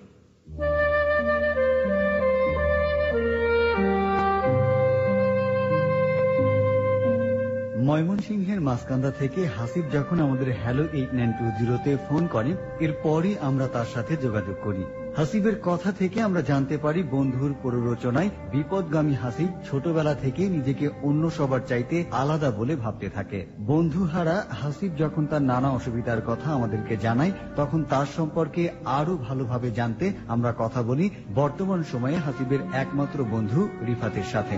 হাসিব সম্পর্কে রিফাত আমাদের বলল, খারাপ কাজ করতো, খারাপ বন্ধুদের সাথে চলতো। তো আমি তার সাথে চলার পরে এমন কিছু তার ভিতরে পাইনি যে সে দাগে দিকে আগে ছিল, কিন্তু এখন না। যেটা শুনছি যে তার আচার ব্যবহার খারাপ, ঠিক আছে, আমি ওইটাও তার ভিতরে পাইনি। সে আমার সাথে খুব ভালো আচরণ করে, সবসময় সে বাসার ভিতরে থাকে। তার বাবার সাথে তার মা কিছুটা ঝগড়া বিবাদ হইতো আর কি, যার কারণে তার মা তাদেরকে ছেড়ে চলে গেছে। একটা ছেলে এইভাবে তার ফ্যামিলি কিছু ভুলের কারণে ধ্বংস হয়ে যেতে, এটা আমার কাছে খুব খারাপ লাগে। রিফাতের কথায় বোঝা গেল হাসিবের সাথে অন্য মানুষের মেলামেশা খুবই কম।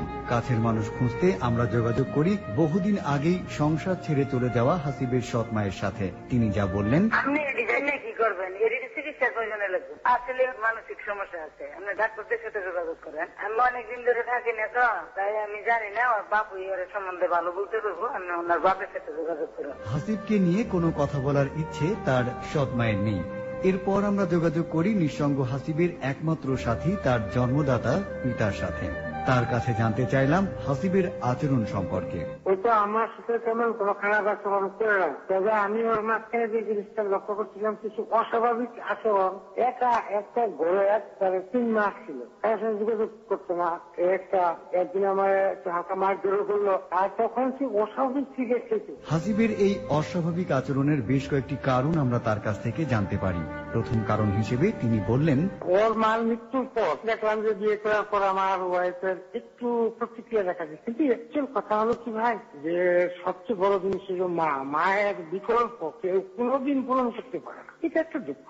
দ্বিতীয় কারণ হিসেবে তিনি উল্লেখ করলেন চারপাশের মানুষ এবং তাদের অশুভ আচরণকে। কলেজে বা কোথাও একটা শখ খাইছে এরকম একটা বিষয় নেই।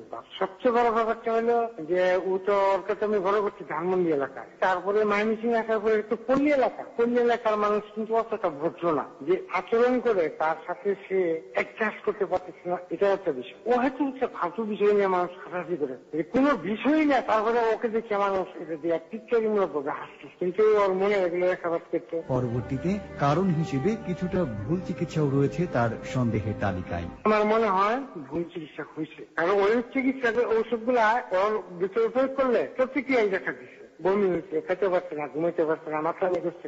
হাসিবের জন্য বর্তমানে তিনি যা যা করছেন তা হলো, আমার তো জীবনে আর কিছু নাই, এত অর্থ আর কিছু খরচ করছি। আজকে আমার বাসার যদি আপনি গান দেখতে পাবেন, একটা চেয়ার পর্যন্ত নাই, আমি আমার ছেলেটা থেকে খরচ করছি, কিন্তু ও যদি ভালো হয় আমার দুঃখ লাগবে না, এটা আমার বংশের প্রতি আর কেউ নাই। একমাত্র সন্তানকে সুস্থ করতে তার সর্বস্ব বিলিয়ে দিতেও প্রস্তুত এই বাবা। তার কামনা, দোয়া রাখবেন আমার জন্য, আল্লাহ তৌফিক দেয় এবং আমার শরীরটাকে যেন ভালো করে আমি আমার জীবনের শেষ পর্যায়ে আমি খুব শান্তিতে মরতে পারবো। বিপদগামী শারীরিক ও মানসিকভাবে অসুস্থ সন্তানকে সুস্থ করে এই বাবা যেন সত্যি সুখী হন। টিম হ্যালো 8920 পক্ষ থেকে এই বাবা ও তার সন্তানের জন্য রইল আন্তরিক শুভকামনা। ওকে, শাকিলের কাছ থেকে আমরা বিস্তারিত তথ্য জানলাম। কি বলবো, বলার কি বা আছে। আচ্ছা হাসিব, এখন আপনার সময় কাটে কিভাবে? এখন তো আমি এমন একটা পর্যায়ে অবস্থান করতেছি যে আমি যদি বিয়ে করতে যাই এমন বা রিলেশন করতে যাই, অ্যাফেয়ার করতে যাই, তো সমস্যা হবে। তো কারণ আমি হয়তো সুস্থ হব, কিন্তু সেটা অনেক লেটে, এখন হইতেছি না। এখন তো আমি সুস্থ হচ্ছি না, কারণ মানসিক প্রবলেমটা মানুষের সারে অনেক আস্তে আস্তে, আর সেক্সুয়াল প্রবলেমটা সারতে কিছুটা সময় নেই। কিন্তু এখন তো এই এজে তো একা থাকাটা তো কঠিন, খুবই কঠিন ব্যাপার। না, আপনার কাটে কিভাবে সেটা তো আমরা জানি কঠিন, কিন্তু আপনি কি করেন সারাদিন? সারাদিন আমি বাসায় থাকি, বিকালবেলা একটু হাঁটাচলা করতে বের হই, একাই। আর এখন যে আগে যে ইন্টারমিডিয়েট লাইফে এলাকায় যে আড্ডাটা দিতাম, ওই আড্ডাটা এখন আর নাই। আপনি নিশ্চয়ই ভালো কিছু স্বপ্ন দেখেন ফর দ্য ফিউচার, দেখেন কি? ভালো কিছু তো পড়াশোনা শেষ হয়ে গেলে মানুষের জীবনে ভালো কিছু বলতে তো আর থাকে না। ওকে, আপনার জায়গা থেকে বলেন তো, আজকে আপনি যে জায়গাটায় আছেন, আপনার লাইফটা এরকম না হতে পারতো যদি আপনি কি কি জিনিস পেতেন? যদি এখন আমি মনে করতেছি যে আমি তো ফ্রেশ না, এখন আমার মনে পড়ে অতীতে সেই ক্লাস 4-এ থাকা অবস্থায় যে জিনিসটা আমার ভিতরে ঢুকছিল, সেই জিনিসটা যদি আমার ভিতরে না ঢুকতো, তাহলে আমি 8-10 জন মানুষের মতো মানুষ হইতাম। তার মানে ব্যাপারটা বলছেন যে ক্লাস 4-এ থাকা অবস্থায় কোন একজন বন্ধু আপনাকে যে পর্ন যে বইটা দিয়েছিল, জি, সেইটাই আপনার জীবনটাকে অন্যদিকে ঘুরিয়ে দিয়েছে। জি। ওকে, আমরা হাসিবের গল্পটা এখানেই শেষ করছি, কিন্তু গল্পের শেষে আমাদের কিছু বলার আছে। হাসিবের জীবনে যে ঘটনাটা ঘটেছে, এরকম ঘটনা আমাদের সমাজে আরো কারো ক্ষেত্রে ঘটে না, বা এই সময়ে বন্ধু বান্ধবদের কাছে ধরনের বই যায় না, বা ক্লাস 3-4-এ পড়া অবস্থায় কেউ পর্নের স্পর্শে আসে না, বা এই ঘটনাটি একেবারেই কাকতালীয় ঘটনা হবে এটা বলা সম্ভব নয়। কারণ এরকম ঘটনা নিশ্চয়ই কোনো না কোনো বয়সে কোনো না কোনো সময় এটা ঘটে।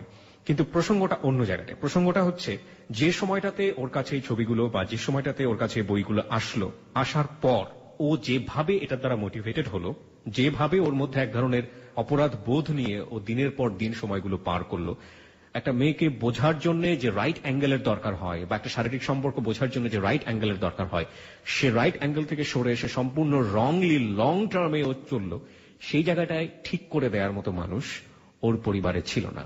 সেই জায়গাটায় ঠিক করে দেবার মতো মানুষ ওর ফ্রেন্ডস লেভেলে কেউ ছিল না। সেই জায়গাটায় ওকে রাইট ওয়েতে চালানোর জন্য যে শিক্ষক বা যে প্যারেন্টাল গাইডেন্সের দরকার হয়, সেই গাইডেন্সটা ওর ছিল না। আজকে ও যে জায়গাটায় দাঁড়িয়ে আছে, ও কিন্তু একের পর এক ভুল করেছে, এবং ও বলছে, আমি স্বীকার করেছি যে কাউকে একটা চিঠি দিয়েছি এবং চিঠির কারণে আমাকে এলাকা টপ সম্রাট বানিয়ে ফেলেছে। কোন একটা মেয়েকে আমি ফিল করেছি, এবং সেটা হয়তো কিভাবে প্রেজেন্ট করা দরকার ছিল সেটা আমাকে সে ব্যাপারে কেউ হেল্প করেনি, এবং সেই জিনিসটা করতে গিয়ে আমাকে এলাকায় দুর্নাম ছড়িয়ে গেছে। এবং ওর যখন এন্টারটেইনমেন্টের কোনো জায়গা ছিল না, ও ও এন্টারটেইনমেন্ট হিসেবে, যেহেতু ওই যে মেয়ের ব্যাপারটা মাথার মধ্যে কাজ করতো, ও একসময় পতিতালয়ে গিয়েছে এবং মেয়েদের সাথে ও মিশেছে, শারীরিক সম্পর্ক করেছে, এবং একটা সময় ও নিজে ভেবেছে, একটা মানুষ একটা সময় একটা গ্রিন সিগন্যাল আসলো জীবনে, যে ও ক্লাসের যে মেয়েটাকে ও প্রথম ভালো লাগলো, সেই মেয়েটাকে ও প্রপোজ করতে চায়, ভালোবাসতে চায়। সেই মেয়েটা একসময় তার সাথে ভনিতা করলো বা একটা ফান করলো, এবং ফান করার পর ও পুরোপুরি একটা ভালো লাইফ থেকে ও পুরোপুরি ডিটাচড হয়ে পাগল হয়ে গেল, উন্মাদ হয়ে গেল, ওকে পাগলাগারদে পাঠানো হলো। এবং এই যে গাইডেন্সের ব্যাপার, এই যে আদর স্পর্শ দিয়ে বড় করার একটা ব্যাপার, সেই জায়গাটা একটা বিশাল ল্যাক আজকে সোসাইটিতে 25 বছরের যে হাসিবকে উপহার দিয়েছে, সেই হাসিব অন্য জায়গায় থাকতে পারত যদি এই ঘটনাগুলো না ঘটতো। কিংবা আমরা বলতে পারি এইভাবে, যে এই ঘটনাগুলো ঘটেছে ঠিকই, কিন্তু তার পাশে যদি মমতাময়ী হাত নিয়ে কেউ একজন উপস্থিত থাকতো এবং কেউ যদি তাকে প্রতি মুহূর্তে বোঝাতো যে বাবা এটা এরকম না, এটা আসলে এই জিনিস, তুমি যেটা বুঝছো সেটা আসলে এরকম না, এটাতে ভয়ের কিছু নেই, কিংবা এটাকে অপরাধ বোধ হিসেবে নেয়ার কিছু নেই, এটা আসলে বাস্তব জীবনে এরকম জিনিস। এই যে মমতাময়ীর হাত কিংবা এই যে আদর দিয়ে বোঝানোর যে হাত, যে স্পর্শটা, সেটা যদি তার জীবনে থাকতো, তাহলে আজকে যে 25 বছরের যে হাসিব নিজেকে সুস্থ মানুষ মনে করে না, যে হাসিব একটা ছেলের সামনে সে সাধারণভাবে মিশতে পারে না, সেই হাসিবকে আমরা এভাবে পেতাম না। হয়তো একটা ব্রিলিয়ান্ট স্টুডেন্ট, হয়তো সোসাইটিতে কন্ট্রিবিউট করার মতো অনেক বড় মাপের একজন বুদ্ধিমান একজন মানুষ হিসেবে তাকে আমরা পেতাম। আমি হাসিব যেটা শুনেছি আপনার সম্পর্কে, শাকিল তো আপনার সঙ্গে পুরো ব্যাপারটা ডিল করেছে, কথা বলেছে আপনার সঙ্গে, পুরো স্টোরিটা আমাকে শুনেছে, তারপরে আপনাকে আমরা নিয়ে এসেছি হ্যালো 8920 তে। আমি শাকিলের কাছ থেকে যেটা শুনেছি যে একটা ছেলের সামনে আপনি ইজি হতে পারেন না। কেন, এই ফিলটা আপনার কি হয় সেই সময়? যেমন আপনিও আমার সামনে ইজি হতে পারেননি, অনেকক্ষণ ধরে আপনি চুপ করেছিলেন, পানি খেয়েছেন, বারবার ইন্টারাপ্ট হয়েছে গল্পগুলো। প্রথম দিকে আপনি বলেছেন যে আপনি গল্পগুলো বলবেন, এবং শেষের দিকে গিয়ে যখন আমি প্রশ্ন করেছি আপনাকে, তখন আপনি পাশ কাটিয়ে গিয়েছেন এবং অনেক গল্প আপনি আনতে পারেননি ঠিক মতো। এই যে ব্যাড ফিলটা হয়, একটা ছেলের সামনে ইজি হতে পারেন না আপনি, কি ফিল হয় আপনার? এটা আমি নিজেও বুঝতে পারি না, আমার সবকিছু চালচলন বিকৃত হয়ে যায়, মানে অটোমেটিক বিকৃত হয়ে যায়। এটা আমি চেষ্টা করার পরেও এটা আমি ঠিক থাকতে পারি না, অন্য কোনো কিছু ফিল হয় না, আমি কি যেন একটা ফিল হয়। আপনার কি মনে হয় যে একটা ছেলের চেহারা, ছেলে হোক বা মেয়ে হোক, চেহারা বিকৃত হয়ে যাচ্ছে, নিজে থেকে ফিল আপনার চেহারা, আমি কারোর দিকে ভালো করে তাকায় থাকতে পারতেছি না, এরকম মানে হাজার চেষ্টা করে আমি কারোর দিকে ভালো করে তাকায় থাকতে পারি না। আপনার নিজে থেকে ফিল হয় যে আপনার চেহারা বিকৃত হয়ে যাচ্ছে? হ্যাঁ, এরকম একটা ফিল হয়, মুখে মুচকি হাসি ফুটে উঠতেছে, এই জাতীয় কিছু প্রবলেম। মানে আপনাকে যে দেখছে তার মুখে মুচকি হাসি ফুটে উঠতেছে, আপনাকে টিটকারি করতেছে, এরকম কিছু? না, টিটকারি করতেছে তা মনে হয় না, আপনার মুখে মুচকি হাসি ফুটে উঠতেছে এরকম? এটা আমি ছড়ায় নর্মাল চেহারাটা করতে পারতেছি না। তো আমি এখানে একটা যোগ করতে চাই যদি সম্ভব হয়। জি প্লিজ। যে সেই সুইটিকে নিয়ে লেখা আমার একটা কবিতা আছে, কি বলবো? বলেন বলেন। হ্যাঁ, আমি ঝড়, অনন্ত অস্তিত্ব, বিষণ্ণ নদ, আমি প্রেম, বাঁধানো ছবির প্রেম, তোমাকে খুঁজছি, কোথায় তুমি, ফার্স্ট ইয়ারের মেয়ে, তোমার জন্য বিষণ্ণ উন্মাদ আমি, তোমার জন্য সজ্জিত সুন্দর মা ভূমি। ছোট্ট করে। Thank you. আমরা গল্পের এই পর্যায়ে একজন সাইকোলজিস্ট, আমরা বলেছিলাম যে আমাদের পুরো গল্পটা শুনবেন, পুরো গল্পটা সে শুনেছে, চলুন আমরা তার সঙ্গে কথা বলি। প্রিয় শ্রোতা, আমরা এখন কথা বলছি ডক্টর মোহাম্মদ তাজুল ইসলামের সঙ্গে, যিনি অ্যাসোসিয়েট প্রফেসর, জাতীয় মানসিক স্বাস্থ্য ইনস্টিটিউট। আপনি আমাদেরকে শুনতে পাচ্ছেন? জি জি, শুনতে পাচ্ছি। আপনি এতক্ষণ ধরে হ্যালো 8920 তে হাসিবের গল্পটা আপনি শুনলেন, আপনার কি বলার আছে? জি, আমার গল্পটা শোনার পরে মনে হচ্ছে অনেকগুলি ব্যাপারে অনেকের, বিশেষ করে মা বাবাদের বা মুরব্বীদের, গার্জিয়ানদের স্মরণ করা বা মনে রাখা প্রয়োজন। সেটা হচ্ছে এই যে আমাদের শিশুরা বা আমরা যারা মানুষ হই, আমরা কিন্তু একটা পরিবেশের ভিতর দিয়ে মানুষ হই। হ্যাঁ, সেই পরিবেশটা যদি সুন্দর না হয়, সেই পরিবেশটা যদি সুগঠিত না হয়, গঠনমূলক না হয়, তাহলে শিশুর বিকাশ, ব্যক্তিত্বের বিকাশ, যৌন বিকাশ, আবেগগত বিকাশ, শারীরিক বিকাশ, সাংস্কৃতিক বিকাশ, সব বিকাশই বাধাগ্রস্ত হয় এবং বিপদগামী হয়। এটা একটা ভালো উদাহরণ, হাসিব এটা একটা ভালো উদাহরণ। আচ্ছা, একটা জিনিস আমরা এখানে দেখলাম তাজুল ইসলাম, যে হাসিব ক্লাস 4 এ পড়া অবস্থায় তার কোন এক সহপাঠী তাকে একটা পর্ন বা সেক্সের একটা বই হাতে তুলে দেয়, এবং হাতে তুলে দেবার পরে তার একটা বিপদগামিতার যে জীবন সেটা শুরু হলো। এবং আমরা শেষের দিকে এসে তাকে যে প্রশ্নটা করেছিলাম, সেখানে কিন্তু সে বলেছিল যে আমার ওই পর্ন বইটা যদি আমার হাতে না আসতো, তাহলে হয়তো আমার জীবনটা একটু হলেও অন্যরকম হতে পারত। এটা যে শুধুমাত্র হাসিবের ক্ষেত্রে ঘটে তা কিন্তু না, বাংলাদেশের সামাজিক যে প্রেক্ষাপট বা পারিবারিক যেখানে যে রকমের প্রেক্ষাপট আমরা দেখি, সেখানে কিন্তু অনেক ছোট বয়সেই এই যে সেক্সুয়াল যে ব্যাপারগুলো, এগুলো অনেক সময় অনেকেই জেনে যায়, বাচ্চারা অনেক সময় জেনে যায়। সেক্ষেত্রে বিপদগামী হওয়ার একটা বড় ধরনের সুযোগ থাকে, এখানে পরিবার কি ধরনের রোল প্লে করতে পারে?